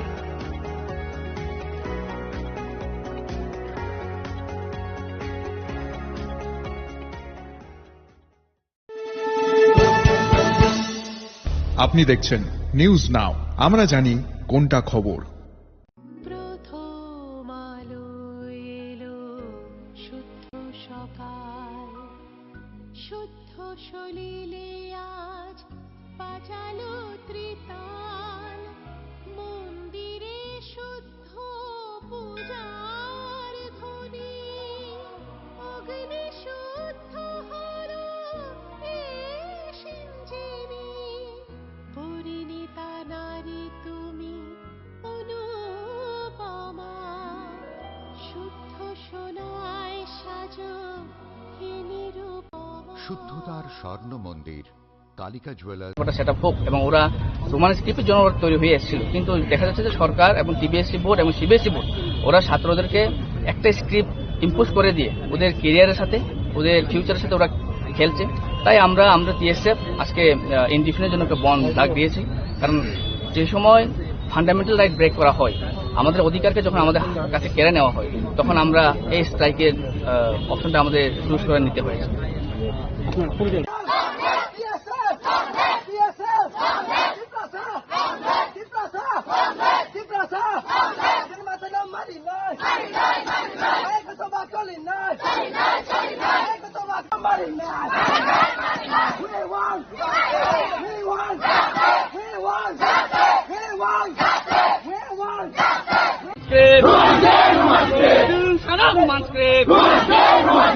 ওটা সেট আপ হোক এবং ওরা রোমান স্ক্রিপ্টের জন্য ওরা তৈরি হয়ে এসেছিল, কিন্তু দেখা যাচ্ছে যে সরকার এবং সিবিএসই বোর্ড এবং সিবিএসই বোর্ড ওরা ছাত্রদেরকে একটা স্ক্রিপ্ট ইম্পোজ করে দিয়ে ওদের কেরিয়ারের সাথে, ওদের ফিউচারের সাথে ওরা খেলছে।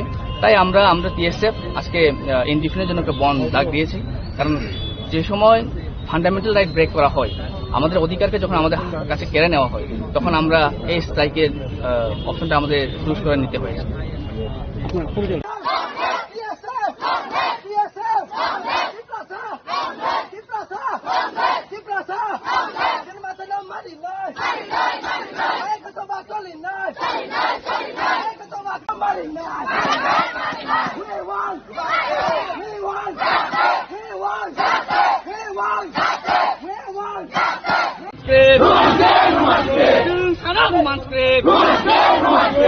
Narayana super speciality hospital Guwahati উন্নত স্বাস্থ্য পরিষেবার সঙ্গে আপনাকে দিচ্ছে cardio science, neuro science, chemotherapy, surgical oncology, pain medicines, orthopaedics এবং joint replacement, gastro service, general surgery, nephrology, urology, dialysis, kidney transplant, general medicine, pulmonology, ENT, paediatrics.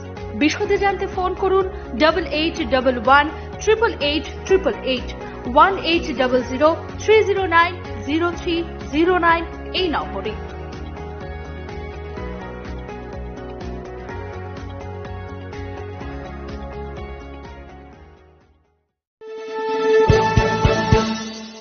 আপনি দেখছেন নিউজ নাও, আমরা জানি কোনটা খবর। প্রথম আলো এলো শুদ্ধ সকাল, শুদ্ধ সলিলে আজ বাজালো ত্রিতাল, মন্দিরে শুদ্ধ পূজার ধ্বনি, অগ্নি শুদ্ধ হর এ সিঞ্জিবি, পরিণীতা নারী তুমি অনুপমা, শুদ্ধ সোনায় সাজো হে নিরুপমা। শুদ্ধতার স্বর্ণ মন্দির কালিকা জুয়েলার্স আগরতলা। আপনি দেখছেন নিউজ নাও, আমরা জানি কোনটা খবর। সুখবর, সুখবর, আগরতলাবাসীর জন্য সুখবর। আনন্দমার্গ উচ্চ মাধ্যমিক বিদ্যালয়ে চলছে ভর্তির সেশন। নার্সারি থেকে নবম শ্রেণী পর্যন্ত চলছে ভর্তি। আমাদের বিদ্যালয়ের উল্লেখযোগ্য বিষয়গুলি হল গুরুকুল ব্যবস্থাপনায় পাঠদান, মনোযোগ বৃদ্ধির জন্য যোগ, মেডিটেশন এবং শরীর চর্চায় খেলার মধ্য দিয়ে শিক্ষা, আধুনিক কম্পিউটার প্রশিক্ষণ, চিত্র এবং স্পোকেন ইংলিশ চর্চা, বিদ্যালয়ে আত্মনিয়োগ করা কর্মী, নজরদারি ক্যামেরার অধীনে বিদ্যালয় ক্যাম্পাস, পারিবারিক পরিবেশে পিতা মাতার ন্যায় যত্ন, হোস্টেল এবং যাতায়াতের সুবিধা। আমাদের ঠিকানা পঞ্চমুখ ওএনজিসি, আগরতলা, পশ্চিম ত্রিপুরা। ভর্তির আবেদনপত্র এবং বিষয়বস্তুর জন্য সশরীরে যোগাযোগ করুন বিদ্যালয় কর্তৃপক্ষের সঙ্গে। আমাদের সঙ্গে যোগাযোগের দূরভাষ নম্বর 0381237656, 9862525614, 9862669091।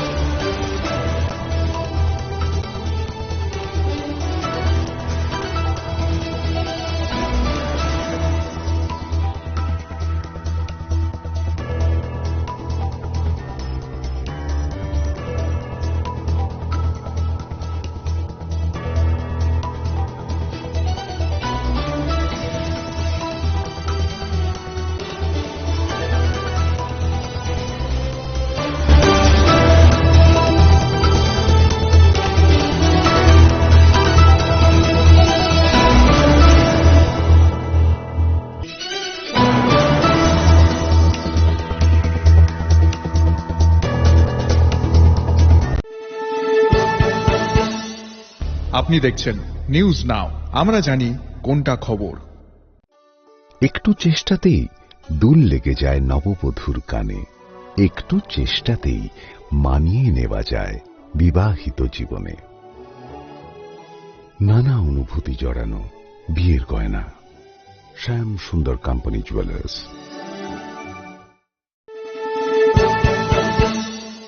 আপনি দেখছেন নিউজ নাও, আমরা জানি কোনটা খবর।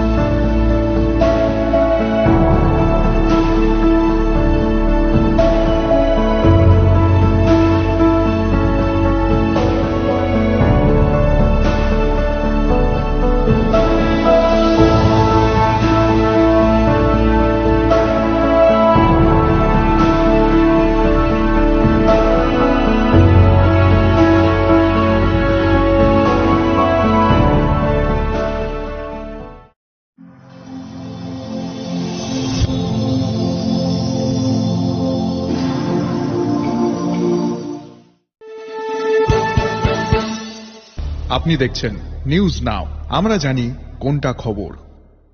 অ্যাসেম্বলিতে বলবো স্যার, তার আগেও তো আপনাদের বিধায়কগণ অ্যাসেম্বলিতে ছিল, হ্যাঁ, তখন তারা এই শব্দটা তুলেনি কেন? আজকে তো ফার্স্ট সেশন আছে তো, তার আগে তো সেশনে ছিল ওরা। হ্যাঁ নেই, এবং এই আন্দোলনটা এই বিধানসভা आगे भी बोला था, आज भी बोलेंगे। आज रंजीत देव वर्मा बात करेंगे। कल रात भी मैंने बात करेंगे, क्योंकि जब तक गवर्नमेंट, कोई भी गवर्नमेंट हो, सीपीएम भी था, क्यों नहीं किया सीपीएम ने? उसके पहले कांग्रेस था, कांग्रेस ने क्यों नहीं किया? आज बीजेपी नहीं कर रहा है, तो क्या तीनों national parties against the interest of Tiprasa? आप क्यों नहीं पूछते हैं? सिर्फ एक पॉइंट में सबका अग्रीमेंट है, जब तिपरासा का इंटरेस्ट आता है। मैं ज्यादा नहीं बोलूंगा, तब आप लोग हमको बोलेंगे कि सांप्रदायिक कम्युनल है। लैंड राइट्स हो, नेशनल पार्टी, तीनों का एक ही स्थान से। पॉलिटिकल राइट्स हो, तिपरा लैंड हो, सबका एक ही स्थान से। स्क्रिप्ट सीपीएम था, कांग्रेस था, आज बीजेपी है, सबका एक ही स्थान से। और मैं बोलूंगा, ये आवाज उठाऊंगा तो आप बोलेंगे नहीं आप कम्युनल। सर, पुष्पवंत आप क्यों नहीं आप क्यों नहीं पुष्पवंत पैलेस में निगोशिएट करके इतना लेके आया और लेके आऊंगा। 258 करोड़ लेके आया हूं, फ्री में नहीं दिया। आप लोग 32% को इग्नोर करके त्रिपुरा को चलाना चाहते हैं, तो ऐसे ही होगा। और स्टूडेंट अगर आज फेल होगा और कल अगर गलत रास्ते में चला जाता है और बंदूक उठा लेता, तब आप बोलेंगे उग्रपंथी है पूरा त्रिपुरा लोग। बच्चे को पास तो कराओ। एक बच्चा भी फेल होता है तो उसका पूरा करियर खराब होता है। अच्छा, बच्चा से आप पूछेंगे कि आपने सीपीएम को वोट किया, कांग्रेस को वोट किया या बीजेपी को वोट किया? क्लास 10 का बच्चे को आप पूछेंगे ये? I completely support the demand for the script. पहले भी किया, अभी भी करूंगा, कल भी करूंगा। मेरा अलायंस सबसे पहले अपने लोगों के साथ है, कोई पार्टी के साथ नहीं। तो कल जब आप सरकार के साथ यही बात बोला है। क्या बोला उसने? बोला कि आज वो लोग रिप्लाई देंगे, रिप्लाई देने दीजिए ना ऑफिशियली। मैं तो मुख्यमंत्री नहीं हूं, लेट हिम रिप्लाई ऑफिशियली। তো রিপ্লাই দেওয়ার আগে মানে আপনারা যে পথ অবরোধ করলেন, এটা তো মানে क्यों नहीं कर सकते? क्यों नहीं कर सकते? कहीं कानून लिखा है कि नहीं कर सकते? जब ये डेमोक्रेटिक राइट है ना, आप नहीं चाहते कि हम डेमोक्रेटिक, हम सिर्फ घुमुलुंग में करें। না না, কালকে তো আপনারা और अगर सेटिस्फाइड नहीं तो और बड़ा डेमोक्रेटिक राइट करेंगे, बस। মশলা হাতে নয় চামচে তুলুন। লংতরাই গুঁড়ো মশলার প্রতিটি 250 গ্রাম প্যাকেটের সাথে 1টি চামচ ফ্রি। লংতরাই গুঁড়ো মশলা, রান্নায় তোমাকে চাই। আপনি দেখছেন নিউজ নাও, আমরা জানি কোনটা খবর। স্বাদে ভরা ঘিয়ের সুবাস লংতরায়, কি ভালো খেতে।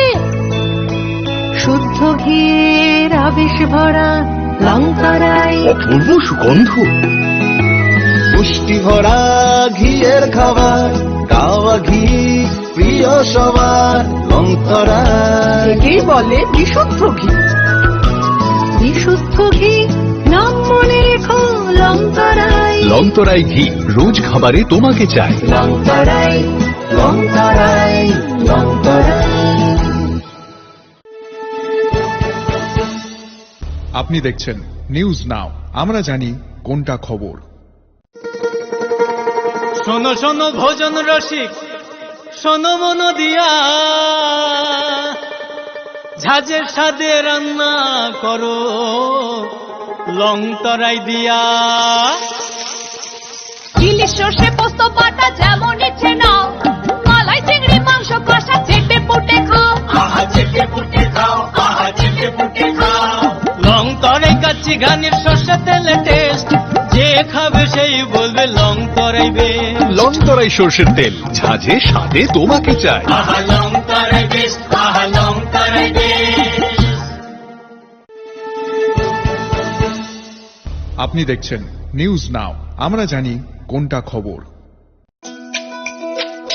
তুমি আছো রান্নাঘরে, তাই সুগন্ধে ভরে, যা খুশি তেমনই খাই তোমার জাদুর রান্নায়। থাকে শুধু লংতরাই, থাকে শুধু লংতরাই। কত কেজি রান্না হয়, মনটাই গড়ছে জয়। ভালোবেসে বলছি তাই, রান্নায় তোমাকে চাই। চাই শুধু লংতরাই, চাই শুধু লংতরাই। লংতরাই গুঁড়ো মশলা, রান্নায় তোমাকে চাই। চাই শুধু লংতরাই। আপনি দেখছেন নিউজ নাও, আমরা জানি কোনটা খবর। আপনি দেখছেন নিউজ নাও, আমরা জানি কোনটা খবর।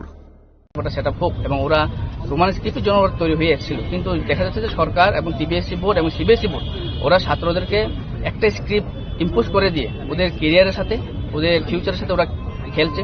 তাই আমরা টিএসএফ আজকে ইনডিফিনের জন্য একটা বন্ড ডাক দিয়েছি।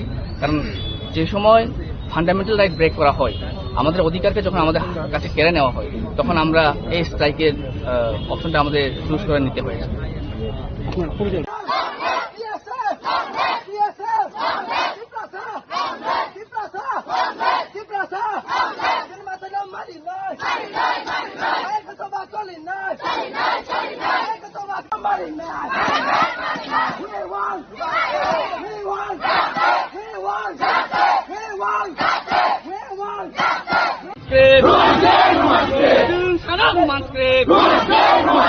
ওটা সেট আপ হোক এবং ওরা রোমান স্ক্রিপ্টের জন্য ওরা তৈরি হয়ে এসেছিল, কিন্তু দেখা যাচ্ছে যে সরকার এবং টিবিএসসি বোর্ড এবং সিবিএসসি বোর্ড ওরা ছাত্রদেরকে একটা স্ক্রিপ্ট ইম্পোজ করে দিয়ে ওদের কেরিয়ারের সাথে ওদের ফিউচারের সাথে ওরা খেলছে। তাই আমরা টিএসএফ আজকে ইনডিফিনের জন্য একটা বন্ড ডাক দিয়েছি। কারণ যে সময় ফান্ডামেন্টাল রাইট ব্রেক করা হয়, আমাদের অধিকারকে যখন আমাদের কাছে কেড়ে নেওয়া হয়, তখন আমরা এই স্ট্রাইকের অপশনটা আমাদের চুজ করে নিতে হয়েছে।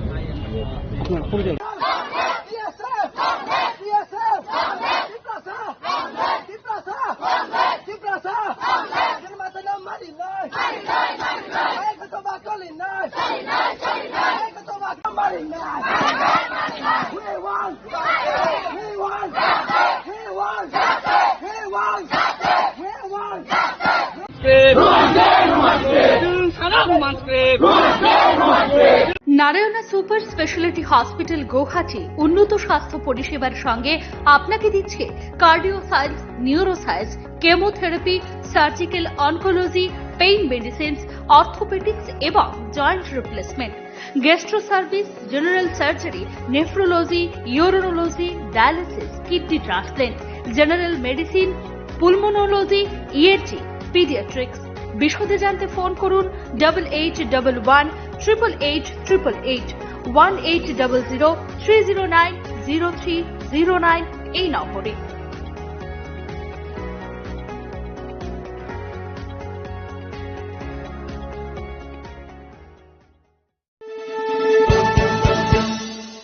আপনি দেখছেন নিউজ নাও, আমরা জানি কোনটা খবর।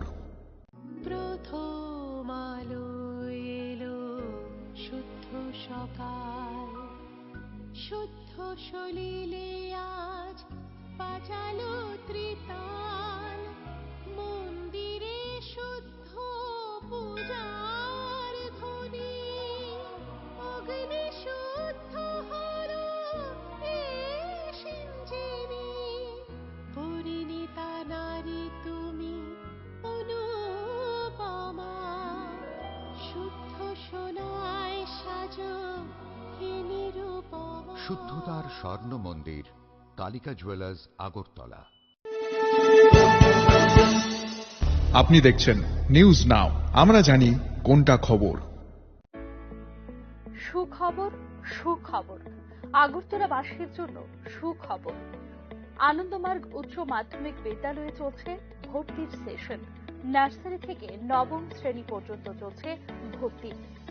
আমাদের বিদ্যালয়ের উল্লেখযোগ্য বিষয়গুলি হল গুরুকুল ব্যবস্থাপনায় পাঠদান, মনোযোগ বৃদ্ধির জন্য যোগ, মেডিটেশন এবং শরীর চর্চায় খেলার মধ্য দিয়ে শিক্ষা, আধুনিক কম্পিউটার প্রশিক্ষণ, চিত্র এবং স্পোকেন ইংলিশ চর্চা, বিদ্যালয়ে আত্মনিয়োগ করা কর্মী, নজরদারি ক্যামেরার অধীনে বিদ্যালয় ক্যাম্পাস, পারিবারিক পরিবেশে পিতা মাতার ন্যায় যত্ন, হোস্টেল এবং যাতায়াতের সুবিধা। আমাদের ঠিকানা পঞ্চমুখ ওএনজিসি, আগরতলা, পশ্চিম ত্রিপুরা। ভর্তির আবেদনপত্র এবং বিষয়বস্তুর জন্য সশরীরে যোগাযোগ করুন বিদ্যালয় কর্তৃপক্ষের সঙ্গে। আমাদের সঙ্গে যোগাযোগের দূরভাষ নম্বর 0381237656, 9862525614, 9862669091।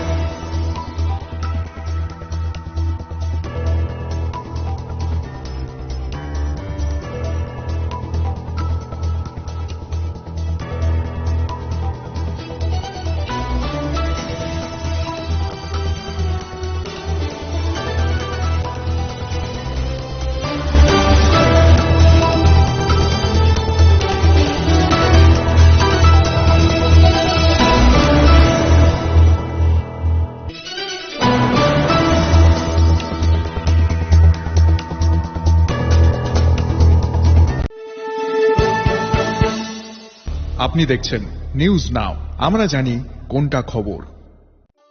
একটু চেষ্টাতেই দুল লেগে যায় নববধূর কানে, একটু চেষ্টাতেই মানিয়ে নেওয়া যায় বিবাহিত জীবনে। নানা অনুভূতি জড়ানো বিয়ের গয়না, শ্যাম সুন্দর কোম্পানি জুয়েলার্স।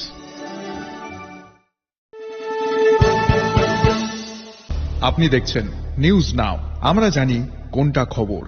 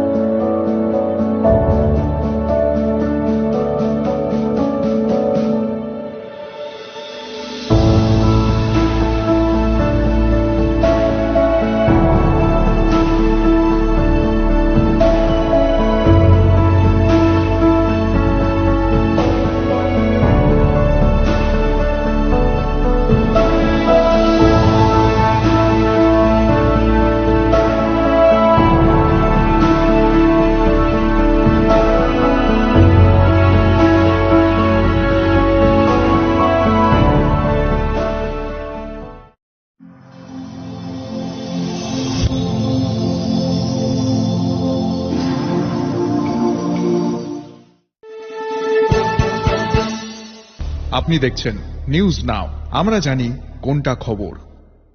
অ্যাসেম্বলিতে বলবো স্যার, তার আগেও তো আপনাদের বিধায়কগণ অ্যাসেম্বলিতে ছিল, হ্যাঁ, তখন তারা এই শব্দটা তুলেনি কেন? আজকে তো ফার্স্ট সেশন আছে, তো তার আগে তো সেশনে ছিল ওরা।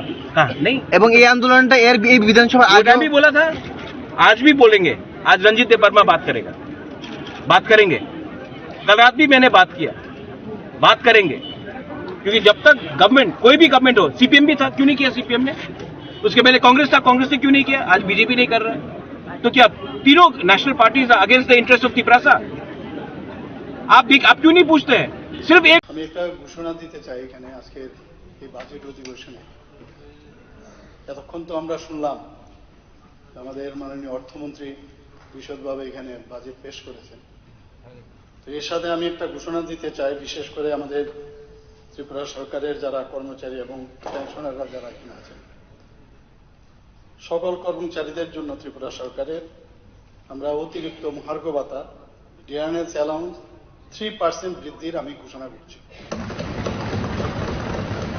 পাশাপাশি যারা পেনশনার যারা রয়েছেন তাদেরকেও আমি 3% ডিয়ারনেস রিলিফ সেটাও ঘোষণা করছি। তাতে করে বর্তমানে আমাদের 30% থেকে বৃদ্ধি পেয়ে সেটা 33% হবে এবং এটার এফেক্ট হবে এই 1 এপ্রিল 2025 থেকে। এতে করে এই বাবদ আমাদের প্রায় 300 কোটি টাকার ব্যয় আমাদের বহন করতে হবে। আমি একটা ঘোষণা দিতে চাই এখানে আজকের এই বাজেট অধিবেশনে। এতক্ষণ তো আমরা শুনলাম আমাদের মাননীয় অর্থমন্ত্রী বিশদভাবে এখানে বাজেট পেশ করেছেন। তো এর সাথে আমি একটা ঘোষণা দিতে চাই, বিশেষ করে আমাদের ত্রিপুরা সরকারের যারা কর্মচারী এবং পেনশনাররা যারা এখানে আছেন, সকল কর্মচারীদের জন্য ত্রিপুরা সরকারের আমরা অতিরিক্ত মহার্ঘ ভাতা ডিয়ারনেস অ্যালাউন্স 3% বৃদ্ধির আমি ঘোষণা করছি। পাশাপাশি যারা পেনশনার যারা রয়েছেন তাদেরকেও আমি 3% ডিয়ারনেস রিলিফ সেটাও ঘোষণা করছি। তাতে করে বর্তমানে আমাদের 30% থেকে বৃদ্ধি পেয়ে সেটা 33% হবে এবং এটার এফেক্ট হবে এই 1 এপ্রিল 2025 থেকে। এতে করে এই বাবদ আমাদের প্রায় 300 কোটি টাকার ব্যয় আমাদের বহন করতে হবে। আমি একটা ঘোষণা দিতে চাই এখানে আজকের এই বাজেট অধিবেশনে। এতক্ষণ তো আমরা শুনলাম আমাদের মাননীয় অর্থমন্ত্রী বিশদভাবে এখানে বাজেট পেশ করেছেন। তো এর সাথে আমি একটা ঘোষণা দিতে চাই, বিশেষ করে আমাদের ত্রিপুরা সরকারের যারা কর্মচারী এবং পেনশনাররা যারা এখানে আছেন, সকল কর্মচারীদের জন্য ত্রিপুরা সরকারের আমরা অতিরিক্ত মহার্ঘ ভাতা ডিয়ারনেস অ্যালাউন্স 3% বৃদ্ধির আমি ঘোষণা করছি। পাশাপাশি যারা পেনশনার যারা রয়েছেন তাদেরকেও আমি 3% ডিয়ারনেস রিলিফ সেটাও ঘোষণা করছি। তাতে করে বর্তমানে আমাদের 30% থেকে বৃদ্ধি পেয়ে সেটা 33% হবে এবং এটার এফেক্ট হবে এই 1 এপ্রিল 2025 থেকে। এতে করে এই বাবদ আমাদের প্রায় 300 কোটি টাকার ব্যয় আমাদের বহন করতে হবে। আমি একটা ঘোষণা দিতে চাই এখানে আজকের এই বাজেট অধিবেশনে। এতক্ষণ তো আমরা শুনলাম আমাদের মাননীয় অর্থমন্ত্রী বিশদভাবে এখানে বাজেট পেশ করেছেন। তো এর সাথে আমি একটা ঘোষণা দিতে চাই, বিশেষ করে আমাদের ত্রিপুরা সরকারের যারা কর্মচারী এবং পেনশনাররা যারা এখানে আছেন, সকল কর্মচারীদের জন্য ত্রিপুরা সরকারের আমরা অতিরিক্ত মহার্ঘ ভাতা ডিয়ারনেস অ্যালাউন্স 3% বৃদ্ধির আমি ঘোষণা করছি। পাশাপাশি যারা পেনশনার যারা রয়েছেন তাদেরকেও আমি 3% ডিয়ারনেস রিলিফ সেটাও ঘোষণা করছি। তাতে করে বর্তমানে আমাদের 30% থেকে বৃদ্ধি পেয়ে সেটা 33% হবে এবং এটার এফেক্ট হবে এই 1 এপ্রিল 2025 থেকে। এতে করে এই বাবদ আমাদের প্রায় 300 কোটি টাকার ব্যয় আমাদের বহন করতে হবে। আমি একটা ঘোষণা দিতে চাই এখানে আজকের এই বাজেট অধিবেশনে। এতক্ষণ তো আমরা শুনলাম আমাদের মাননীয় অর্থমন্ত্রী বিশদভাবে এখানে বাজেট পেশ করেছেন। তো এর সাথে আমি একটা ঘোষণা দিতে চাই, বিশেষ করে আমাদের ত্রিপুরা সরকারের যারা কর্মচারী এবং পেনশনাররা যারা এখানে আছেন, সকল কর্মচারীদের জন্য ত্রিপুরা সরকারের আমরা অতিরিক্ত মহার্ঘ ভাতা ডিয়ারনেস অ্যালাউন্স 3% বৃদ্ধির আমি ঘোষণা করছি। পাশাপাশি যারা পেনশনার যারা রয়েছেন তাদেরকেও আমি 3% ডিয়ারনেস রিলিফ সেটাও ঘোষণা করছি। তাতে করে বর্তমানে আমাদের 30% থেকে বৃদ্ধি পেয়ে সেটা 33% হবে এবং এটার এফেক্ট হবে এই 1 এপ্রিল 2025 থেকে। এতে করে এই বাবদ আমাদের প্রায় 300 কোটি টাকার ব্যয় আমাদের বহন করতে হবে। আমি একটা ঘোষণা দিতে চাই এখানে আজকের এই বাজেট অধিবেশনে। এতক্ষণ তো আমরা শুনলাম আমাদের মাননীয় অর্থমন্ত্রী বিশদভাবে এখানে বাজেট পেশ করেছেন।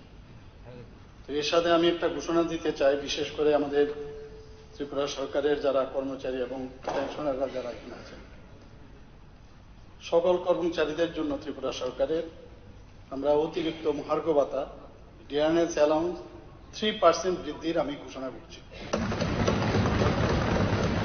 পাশাপাশি যারা পেনশনার যারা রয়েছেন তাদেরকেও আমি 3% ডিয়ারনেস রিলিফ সেটাও ঘোষণা করছি।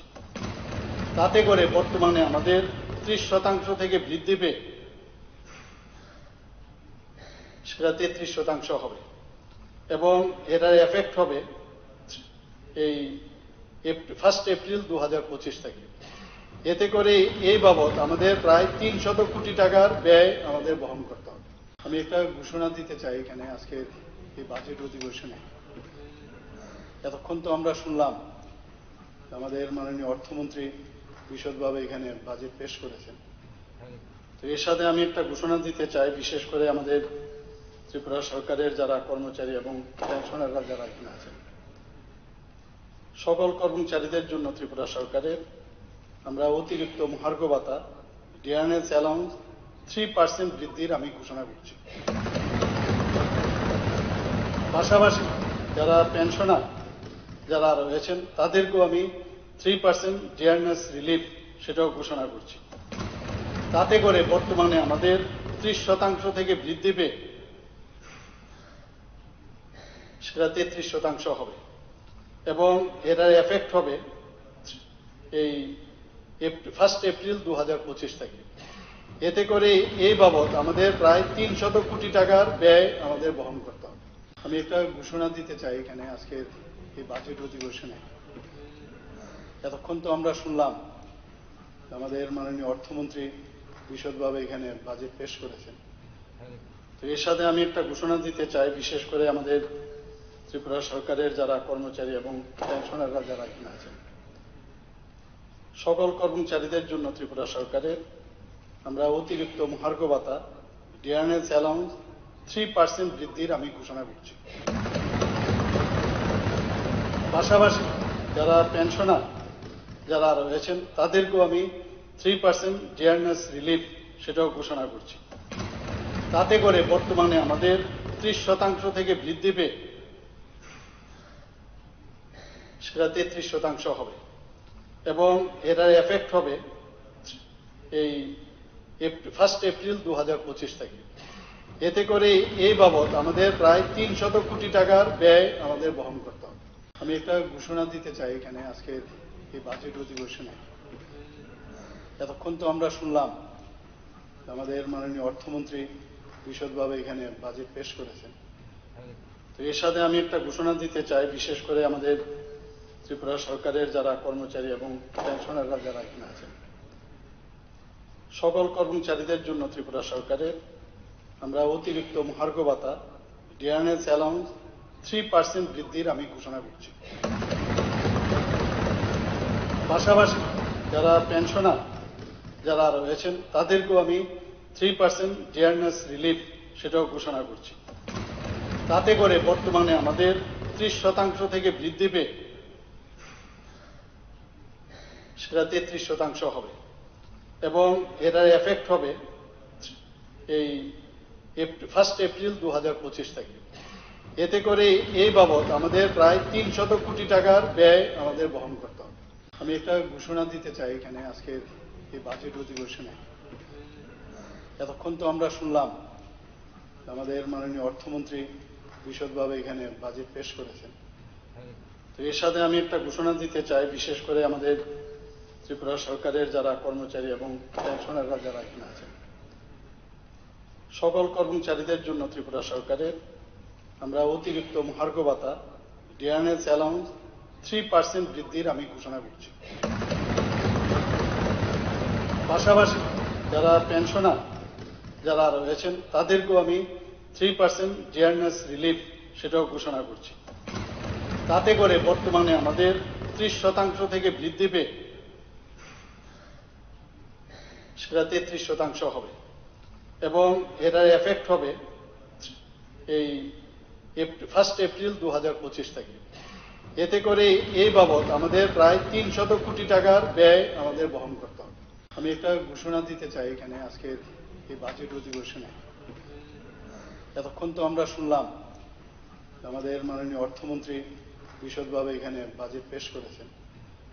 তো এর সাথে আমি একটা ঘোষণা দিতে চাই, বিশেষ করে আমাদের ত্রিপুরা সরকারের যারা কর্মচারী এবং পেনশনাররা যারা এখানে আছেন, সকল কর্মচারীদের জন্য ত্রিপুরা সরকারের আমরা অতিরিক্ত মহার্ঘ ভাতা ডিয়ারনেস অ্যালাউন্স 3% বৃদ্ধির আমি ঘোষণা করছি। পাশাপাশি যারা পেনশনার যারা রয়েছেন তাদেরকেও আমি 3% ডিয়ারনেস রিলিফ সেটাও ঘোষণা করছি। তাতে করে বর্তমানে আমাদের 30% থেকে বৃদ্ধি পেয়ে সেটা 33% হবে এবং এটার এফেক্ট হবে এই 1 এপ্রিল 2025 থেকে।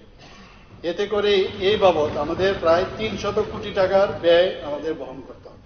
আমি একটা ঘোষণা দিতে চাই এখানে আজকের এই বাজেট অধিবেশনে।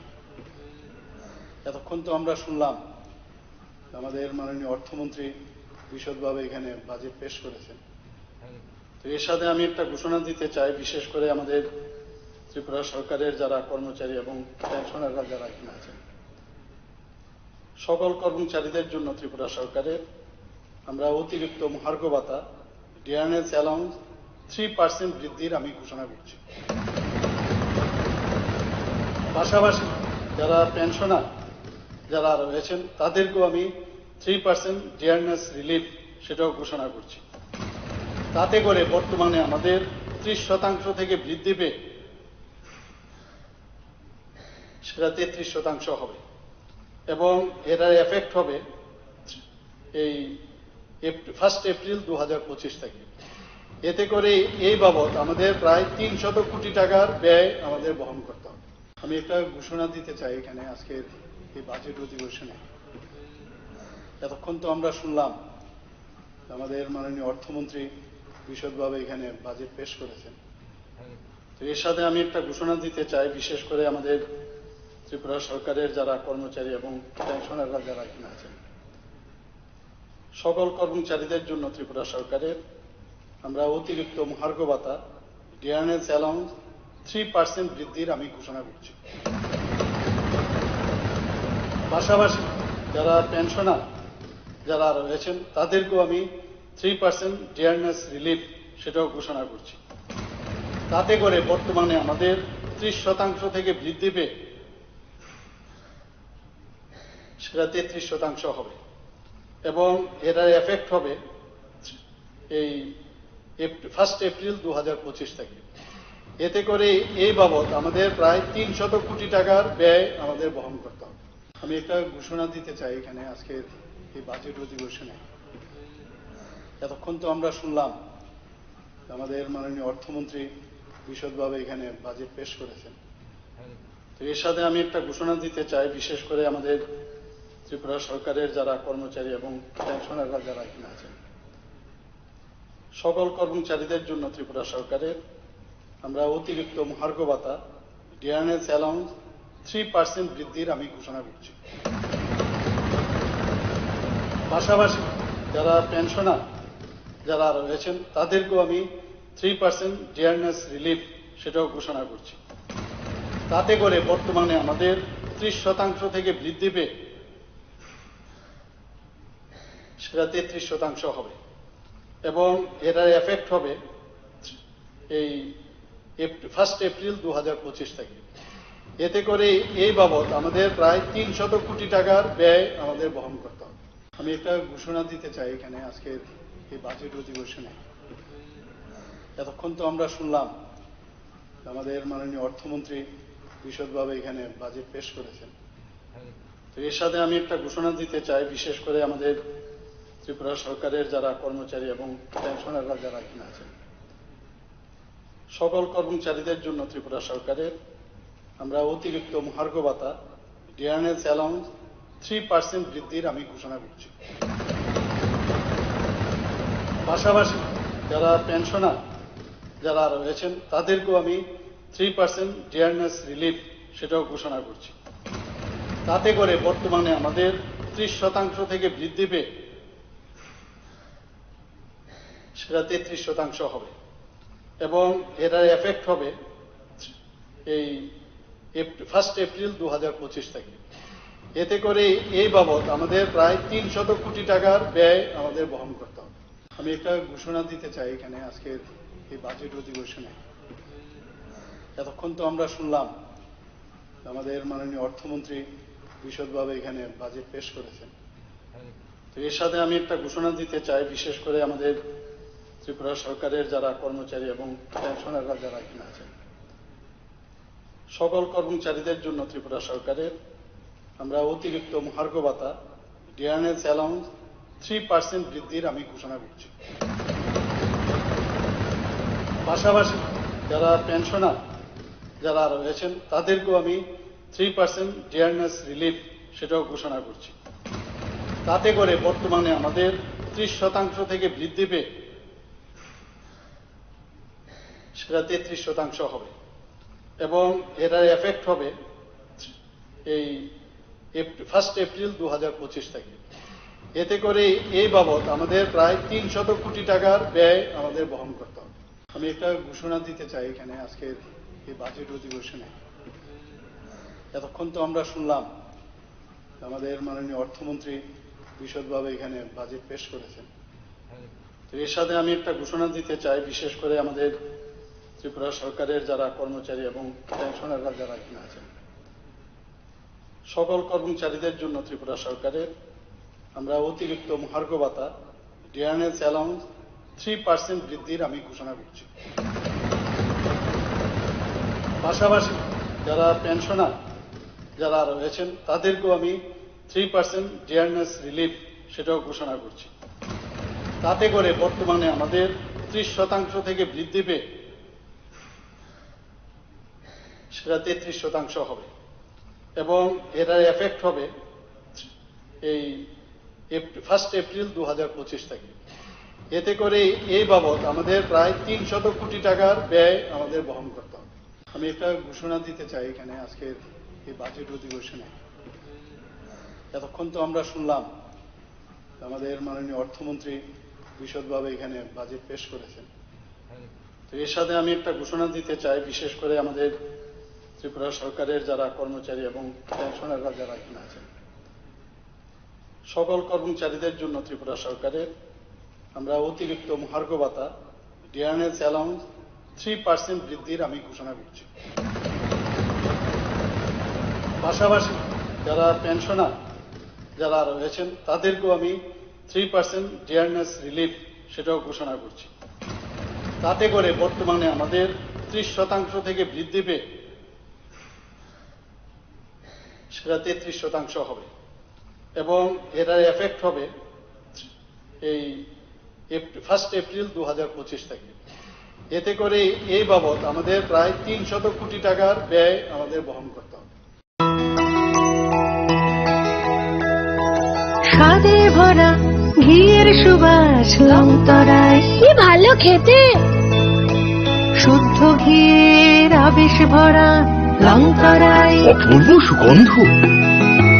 পুষ্টি ভরা ঘিয়ের খাবার, গাওয়া ঘি প্রিয় সবার লংতরায়। কি বলে বিশুদ্ধ ঘি। বিশুদ্ধ ঘি নাম মনে রেখো লংতরায়। লংতরাই ঘি রোজ খাবারে তোমাকে চাই। লংতরায় লংতরায় লংতরায়। আপনি দেখছেন নিউজ নাও, আমরা জানি কোনটা খবর। শোনো শোনো ভোজন রসিক, শোনো মন দিয়া, ঝাঁঝের স্বাদে রান্না